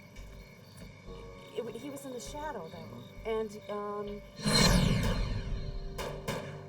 The previous night, she heard noises that could have been gunshots. Then she saw someone calmly walking away. What time of night was it? Around 8? The witness said she saw a black male about 6 foot tall. She's looking at a distance from about 40 yards, so she can only tell that he had a low haircut. and he was about 6 foot tall, of average build. There was not much light. That's all she could come up with. If you got to tell me anything or if something pops into your mind, just give us a call. Unfortunately, the witness is unsure she'd recognize the man if she saw him again. There are 3 bullet wounds. The medical examiner confirms several findings investigators made at the crime scene. Pamela Clark was murdered 24 hours before her body was discovered. The medical examiner identifies 4 bullet wounds, 3 to the left side of the torso and 1 near the right armpit area. The tight grouping of the 3 wounds is consistent with police theories that the killer shot the victim at close range. Police get their first clues about the murder weapon when the medical examiner removes 3 .40 caliber bullets from the body. Although 3 bullets are recovered, the victim had 4 gunshot wounds.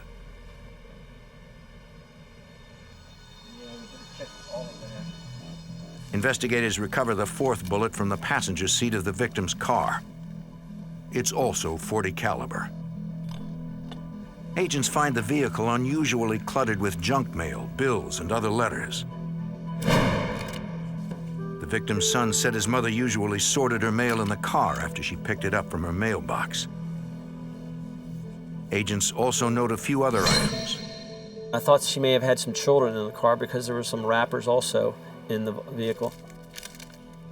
Based on the evidence recovered from the car, the autopsy, and witness interviews, detectives put together a murder scenario that paints a picture of a ruthless, calculating assailant. Investigators suspect the killer was lying in wait as Pamela Clark arrived home on the evening of February 28, 2001 at about 7:30 p.m. It seems he was familiar with his victim's routine as she arrived home from work. There he'd have a captive target as she sorted her mail. Detectives believe the killer either picked up all the .40 caliber shell casings or had some other way of containing them as he fired. Then he left Pamela Clark to die. Police have a theory on how the victim was murdered, but they have no suspects and a killer on the loose. We have an extreme whodunit. We have bullets, we have a car, and we have a body, and that's about all we have. With so little to go on, it will be difficult to find justice for the murdered probation officer. East Point, Georgia police and the FBI have a killer on the loose, a killer who murdered probation officer Pamela Clark. They have no leads and no suspects. They only know the killer approached her while she sat in her car, then shot her 4 times at close range with a .40 caliber handgun.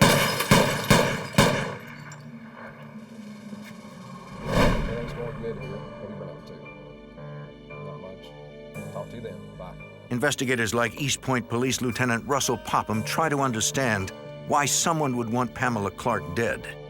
There's an old saying that if you can establish the motive, you can solve the crime. We immediately went to work on her immediate family, her contacts, as well as her job as a state probation officer. The victim's son said she never mentioned having any enemies. Detectives focus on the victim's job as a probation officer, where she worked with dangerous criminals on a daily basis. The probation officer has the power to send a violent criminal back to jail. Okay, here's our office. All right. Just look around, and if you need me. Police search the victim's office to examine her case files. She had a typical caseload of anywhere from 70 to 100 probationers.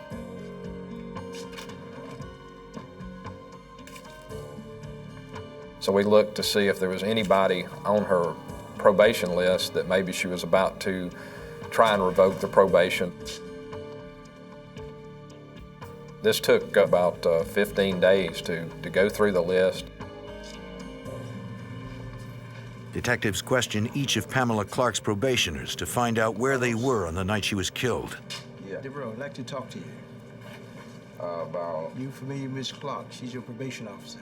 Yes. You know what happened to her? No.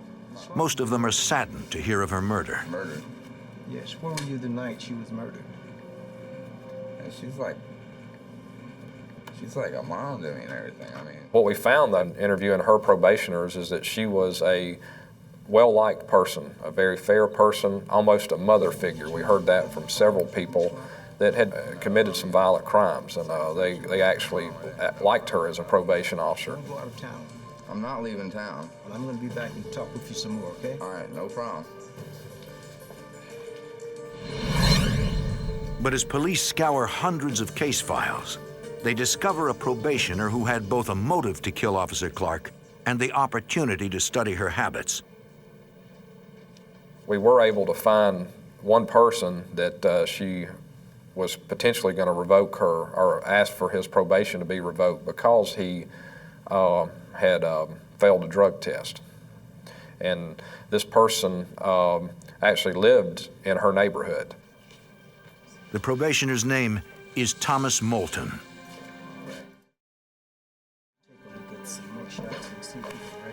Detectives put a mugshot of Moulton into a photo lineup. They show it to the witness who saw a man walking away from the crime scene on the night of the murder. The witness identifies Thomas Moulton as the man she saw. With the positive ID, it seems investigators may have an open and shut case. March 15th, 2001. 2 weeks after Pamela Clark was gunned down. Police have an arrest and search warrant for Moulton. Your hands. What's wrong? What did I do? What's wrong? Tell me what's going on, man. You're under arrest for parole violation.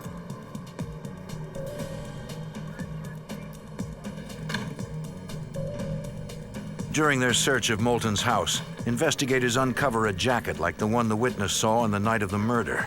This looks like the jacket. Yeah, it sure does, doesn't it? That's it. Police also make a disturbing find. He had a box of 9mm bullets in his room, and we knew, however, that the bullets used were .40 caliber, but again, this showed that this probationer had bullets when he shouldn't have. We were alarmed at this. All right, let's see what we have. Would you look at that?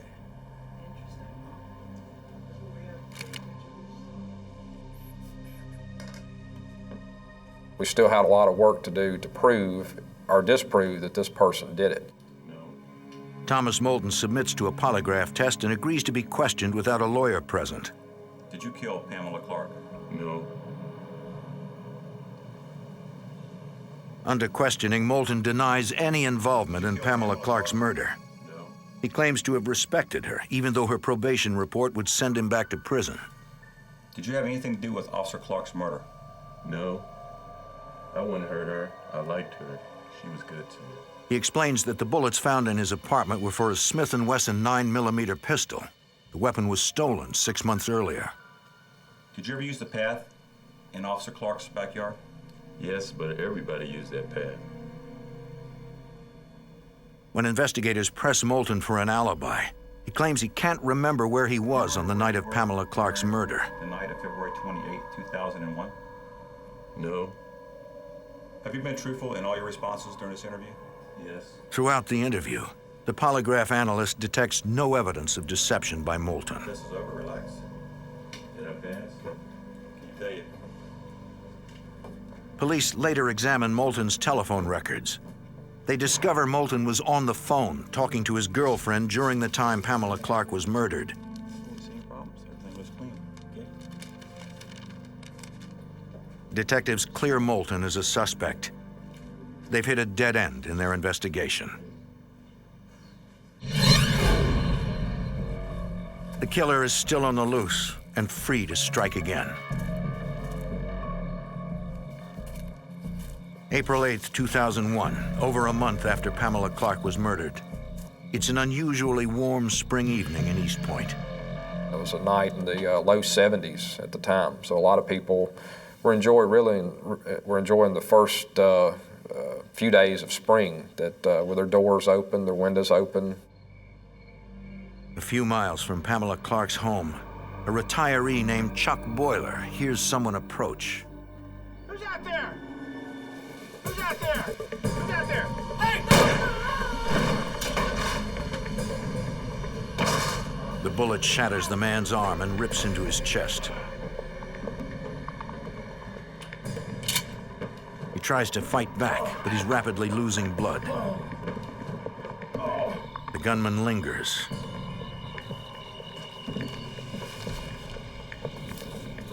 Then disappears into the night. East Point Police Lieutenant Russell Popham tries to get a description of the assailant. But it's no use.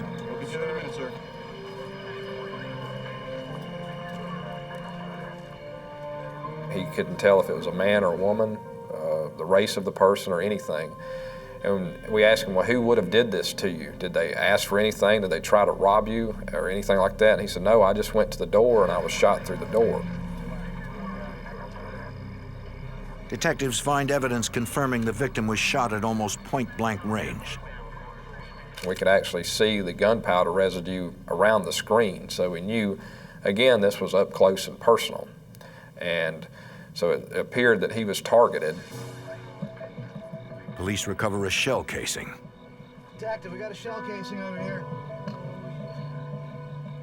Yeah, 40 caliber. It's .40 caliber. Then detectives find an unusual clue deliberately left behind by the shooter. It's an ominous note that reads, "I was locked up for 6 weeks. Someone must pay." The reverse side of the note is signed in yellow highlighter. The gunman calls himself Jack. As East Point police try to make sense of the note, they have no idea that more violence is being unleashed just a few miles away.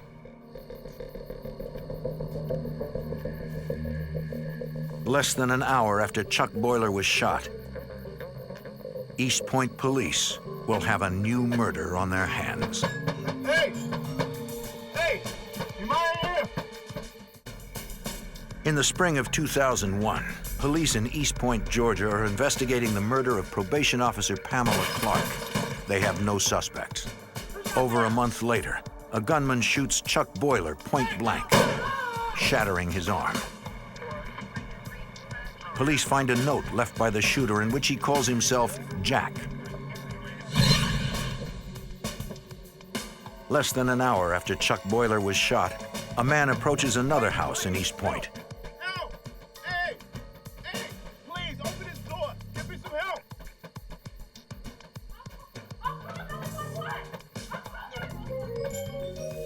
The man isn't a shooter, he's a victim.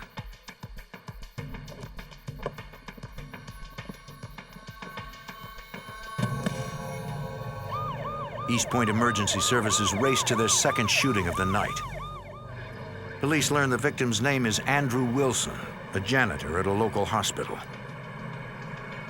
In a few hours, Wilson will die from gunshot wounds to his back. Police need to know what happened.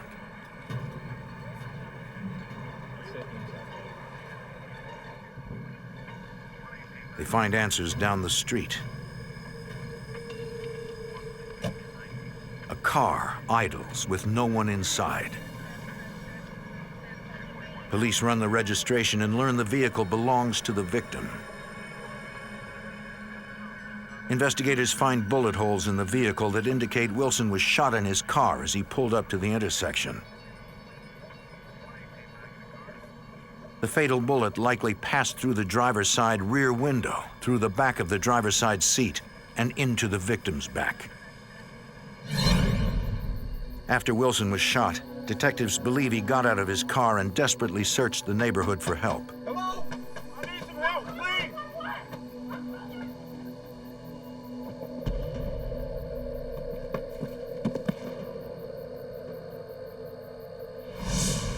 Police recover 5 shell casings from the scene. They're all .40 caliber. Just like the casing recovered an hour earlier in front of Chuck Boiler's house. But the fact that .40 caliber weapons were used in both crimes does not necessarily link the two shootings. The primary murder weapon that's used around here is a 9mm, and as the .40 caliber's gotten more popular, we see a lot of .40 caliber crime scenes. Then police find undeniable evidence the two shootings are related. The city of East Point has a serial shooter on the loose. He calls himself Jack. I just need to ask you some questions, okay? East Point police canvass the neighborhood for witnesses. Okay, yeah, They find a woman who saw a black male loitering in the area before the shooting. She saw that this man standing there, and he was pacing back and forth. And she watched him for 10 or 15 minutes, and she said, "This is not right." The witness phoned police to report the man. Yes, I was wondering if you could send out a patrol car to 5th and Brown. Yes, well, there's a man out here. I've never seen in my neighborhood. It's pretty scary, and... Okay, thank you. When she went back to the window, she saw a car approach the intersection.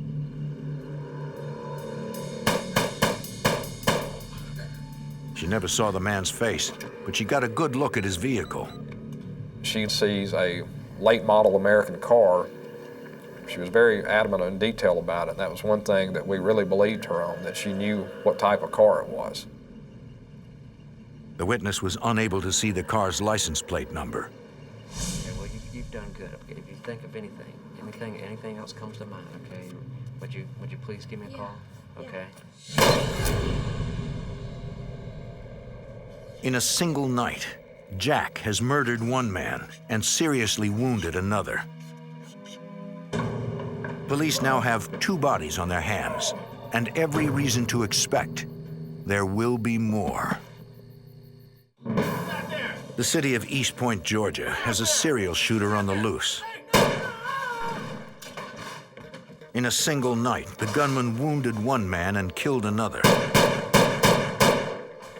Investigators found notes left by the shooter at both crime scenes. They were signed in yellow highlighter, Jack. East Point Police and Detective Bobby Gray fear the shooter will strike again. The frustrating thing about this investigation is we didn't know who, we didn't know why, and we didn't know who would be next. 4 days later, on April 12, 2001, a shadowy figure approaches another house in East Point. A woman is unaware she's a target.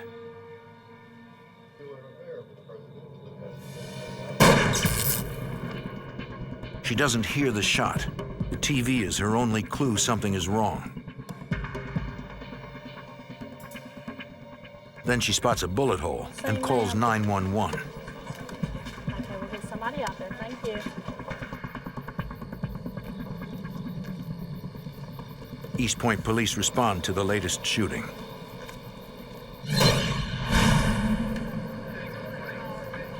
Detectives believe the shooter targeted the woman and hit the TV by mistake. She's lucky to be alive. Did you hear anything prior to the shot? I didn't. I was sitting there watching TV, and I remember flipping through the magazine, and that's all I can remember. I'm sure. If it wasn't for the TV being in front of the window, the person watching the TV would have been dead. The bullet went through the window, went through the screen, went through the back of the TV, and fortunately, it lodged inside the TV. Investigators uncover a chilling note that supports their theory and threatens many more victims. It reads, "Better count your body bags." We knew that this person wasn't going to stop. We're going to have more victims. It's not a matter of if, it's a matter of when and how many. Police have no doubt as to who did the shooting. The killer, who calls himself Jack. Hours later, crime scene technicians recover a bullet from the woman's TV set. It's .40 caliber, consistent with Jack's MO. East Point detectives need to stop Jack before he makes good on his threat to fill body bags with more victims. They appeal to other police agencies and the FBI for help. FBI Special Agent Pete McFarlane examines the evidence. Something very familiar. I know this. He recognizes the notes. He found one when he processed the car of murdered probation officer Pamela Clark. At first, he thought the note was just a child's scribbling. But now it ties Pamela Clark's murder to the shooting spree. This is it. I knew I'd seen it. Gentlemen. Eureka. That's the word you want to use, eureka. There's a connect here. When you started connecting all of them together, it's very similar, handwriting or block writing, all done with a highlighter. It was almost like this person was trying to say that, well, I'm a serial killer. I'm out there shooting people just for no reason at all. The similarities between the notes point to a killer that is methodical, calculated, and consistent.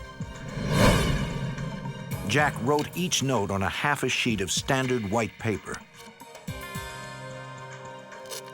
Jack tore each note by hand, resulting in ragged edges. And Jack signed each note with either an orange or a yellow highlighter. Detectives believe one note contains a possible motive. I was locked up for 6 weeks for nothing. Someone must pay. So investigators scour records for anyone recently jailed for that period of time named Jack. They find no viable suspects. Jack and his true motive remain a mystery. We as investigators had 4 crime scenes, but we had nothing. We had no suspects, we had nobody. So you have 1, 2. Police examine the victims' backgrounds, searching for any link between them that could show a pattern in the shootings. Right here. Well, we have active 95 North, so here's what happens. We even went as far as to the individuals, did they have their oil changed at the same place? You know, their car, their automotive work, was it done at the same place? Things like that. I mean, we looked into every possible avenue to connect them, to disprove that it was random. The only link police find is that all the victims live within the borders of the same city. Everything was centered in East Point, as opposed to the shooter going to College Park, which is right next door to East Point, or even back to Atlanta, or to Hapeville, or some other jurisdiction in close proximity to East Point. Everything was centered right in East Point. Detectives know that when the killer strikes again, it will be in East Point. Anyone within city limits could be a target. Police take unprecedented measures to warn the public. They use a computer system to dial every phone number in East Point. Anyone who picks up the phone hears a message warning about a killer on the loose.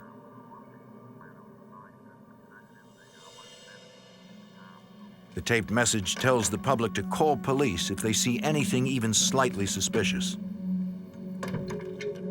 It puts the entire city on edge. East Point police work around the clock, canceling leave and beefing up patrols to catch Jack before he strikes again. But they're up against a gunman who kills at a time and place of his choosing. We felt helpless. We're here to protect the citizens of East Point, and we're here to help. And unfortunately, you don't know when the next shooting is going to happen. You don't know who's going to be the victim. You don't know why they're going to be a victim. Investigators fear they're playing a grim waiting game with Jack.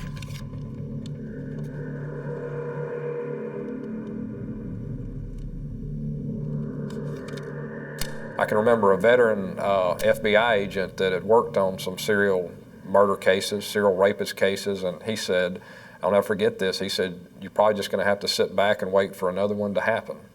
And that's not really what you want to hear.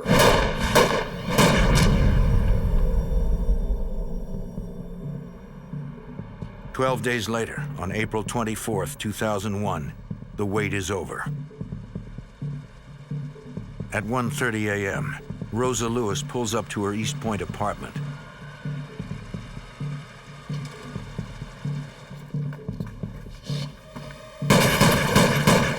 She's Jack's fifth victim.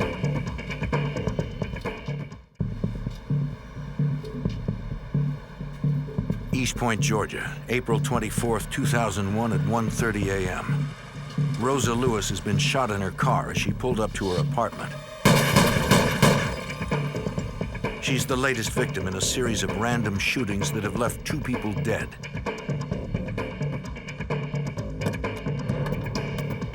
She fights to avoid becoming the 3rd murder victim.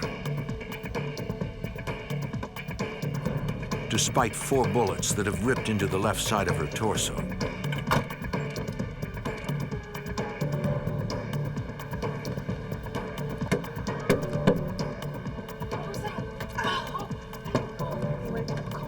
A roommate calls 911 as Rosa Lewis loses consciousness.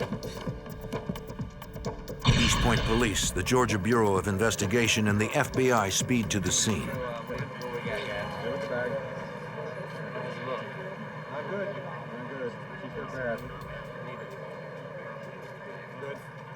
East Point Police Lieutenant Russell Popham can't get any answers from the victim. Not now, maybe never. What we were told was that she was not going to live. We were told that she was that critical, her blood pressure was already dropping, that she wasn't going to live. Investigators turn to the physical evidence left behind. Once again, they find .40 caliber shell casings, 4 of them. Detectives know the killer, who calls himself Jack, used a .40 caliber weapon in all 4 of his previous shootings. Agents find another clue on the roof of a car that the shooter used to steady his aim. But you could see where he actually reached across the roof and was laying across the roof of this vehicle, shooting into the vehicle. You could see the V shape of the muzzle blast on the car itself. The connection is, this is so close. It's so close that this person could not miss. It's not like shooting from 25 feet, 50 yards away.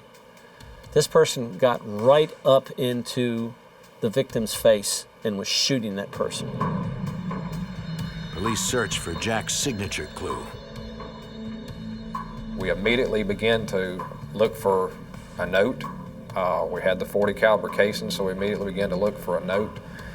We could not find a note in the darkness. We could find a note, and it wasn't a windy night, so we didn't think the note had blown away, but we couldn't find it. Although no note is recovered, police find similarities between the Rosa Lewis shooting and the murder of probation officer Pamela Clark. Both women were gunned down in their cars, with multiple shots fired through the driver's side window at close range. Then detectives uncover a shocking clue that changes the entire investigation. Rosa Lewis was a probation officer just like Pamela Clark. They knew each other. They worked in the same office together. This is too coincidental. Detectives no longer believe the shootings are random. Somehow the Rosa Lewis and Pamela Clark shootings are related. Police interview Rosa Lewis's roommate and learn Rosa moved into the apartment 2 months ago after a recent divorce. But she described the relationship to us as an amicable divorce. She even said that the victim's ex-husband had actually helped her move in. There was no reason to believe that he had a motivation to want to kill her. Agents and detectives go door to door, searching for any witnesses to the shooting. And we did find one lady who actually lives on a street behind the apartment complex who said she heard the shot. She looked out her window and she saw a car leaving that area. And she described it as a blue car, and she gave us that it was similar to a particular make of a car. So we had now a car, the kind of car we're possibly looking for, the make and model. We just weren't certain what the tag number was on the vehicle. The witness never saw the killer's face. Once again, police are left with only a vehicle description. Later that morning, police notify Rosa Lewis's family about the shooting, including her ex-husband, William Lewis. We knock on the door and nobody answers. We knock a few more times and we're about to leave, and as we turn around to walk to our car, a car pulls in. The first thing that we notice is that this car that pulled in was very similar, if not the same kind of car that was described leaving the shooting. The man driving the car is William Lewis. Detectives break the tragic news to him.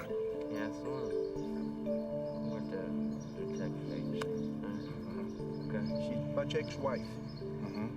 She's been shot multiple times. When we told him that his ex-wife had been shot multiple times and may die, he wasn't shocked. He didn't ask, how is she doing? He didn't say, I have to get to her. He didn't say, what are you doing to get this person? It's almost as if we had notified him that something that was not really that significant. Mind if we check your car? Detectives ask to search Lewis's car. He consents and says the vehicle is a rental. Hours after the shooting, police could expect to find a weapon, bullets, or a note signed in yellow highlighter if William Lewis is Jack. But they find nothing. It's clean. Investigators then ask Lewis for consent to search his house. He agrees.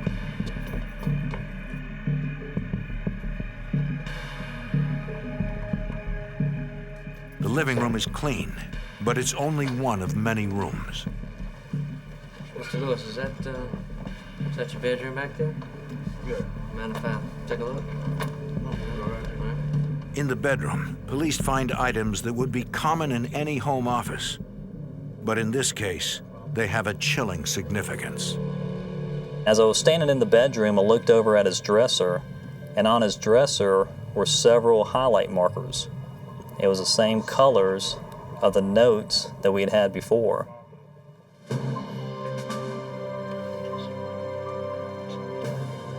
Mr. Lewis, would you mind coming with us back downtown for a little while? Would you? I mean, just need to go in and ask a few more questions. Is that okay? Downtown? Yeah. The discovery prompts detectives to ask Lewis to come downtown for questioning. He agrees.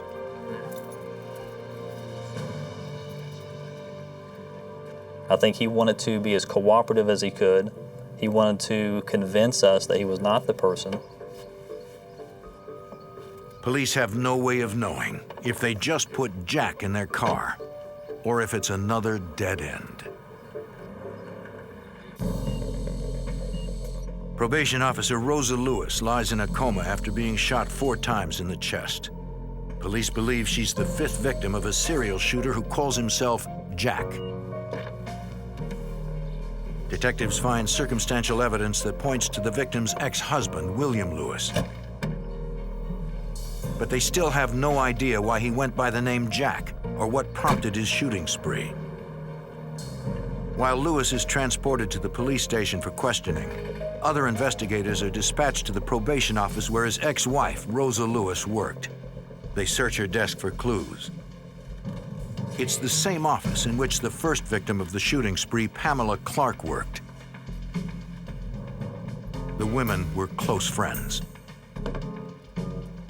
Investigators find evidence that Rosa Lewis feared for her life. Weeks before she was shot, she wrote a letter and placed it in her desk.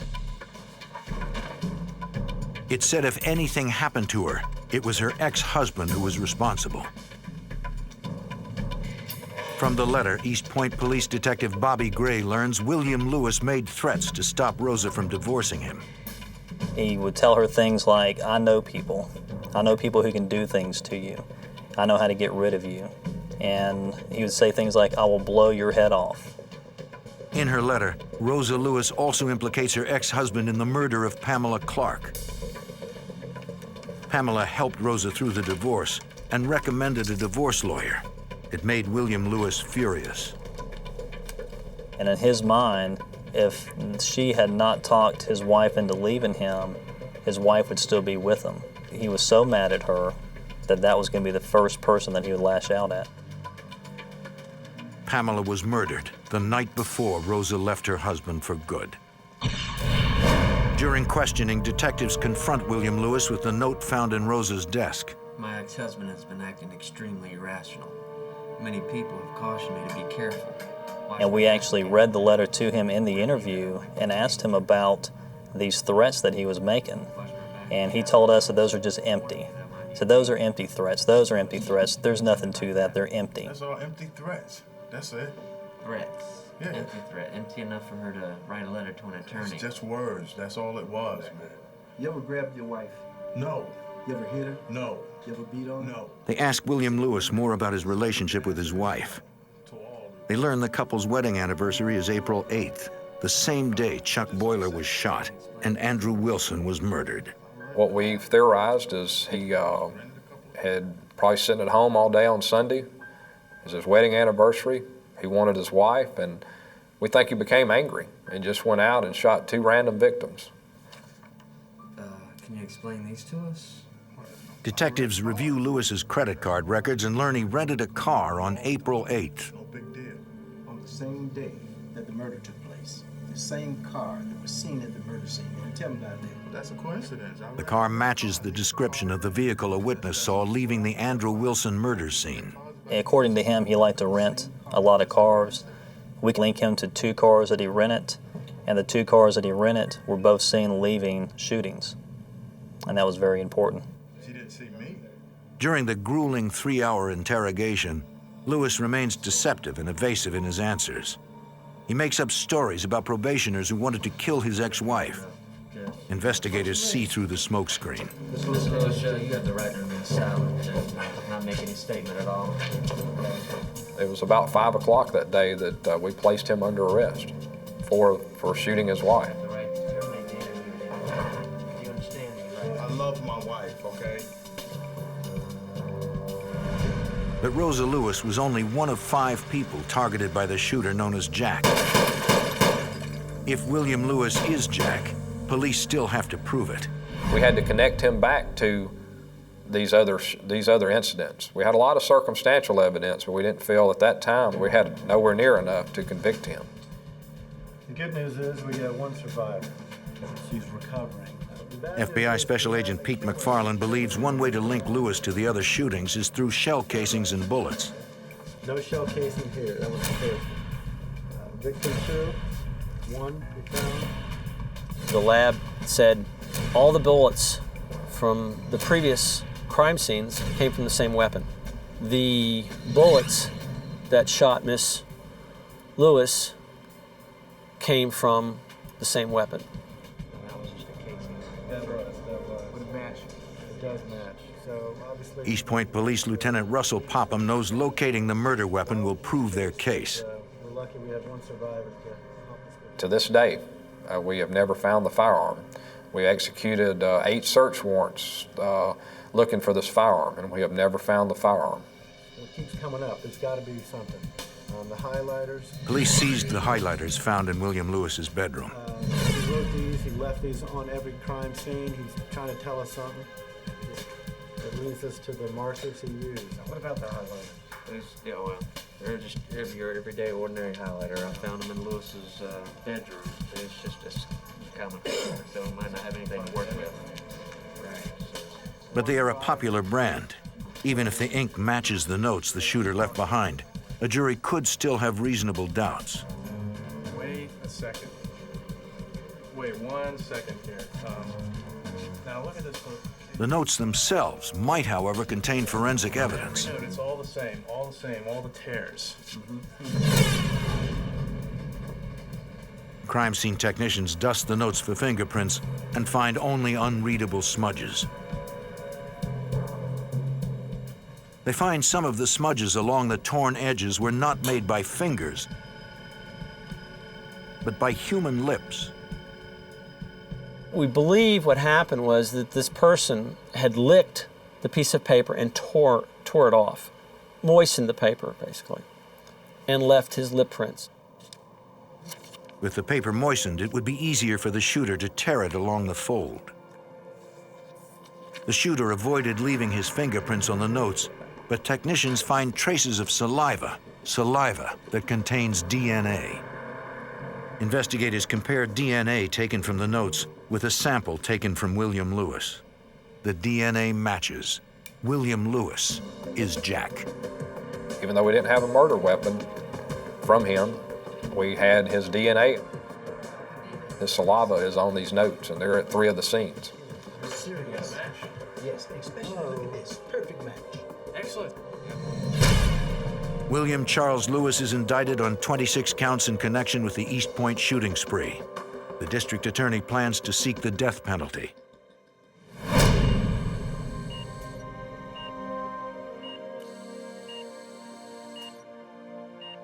William Lewis's ex-wife, Rosa, emerges from her coma after months of hospitalization and eventually returns home.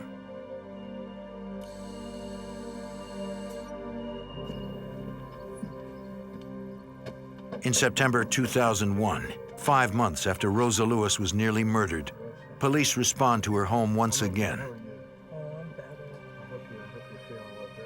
Now you got this today? Yes, I did. Miss Lewis called me, said, I just got a letter. It's here, I haven't opened it. I want you to come down here and get it. And I went down there to where she was living and picked up the letter and read it. Basically an apology to his wife. From the letter, detectives learned the bizarre motives behind the shooting spree. He knew that if he killed the first victim, which was his wife's friends, it would bring a lot of hurt to his wife. The second victim, the third victim, and the fourth victims were, they were just to throw the police off. The letter closes all 5 cases and seals William Lewis's fate. Not only did we have his DNA at the scene, which was enough to convict him, but now we had a confession as to why he did it, and the reason and why he did it. With his confession written, William Lewis pleads guilty to all counts. He's sentenced to life in prison plus 191 years with no possibility of parole. We all discussed that at one time. If he had not been caught, would he have gone on and continued shooting people just to lead us away from the whole purpose is to kill his wife?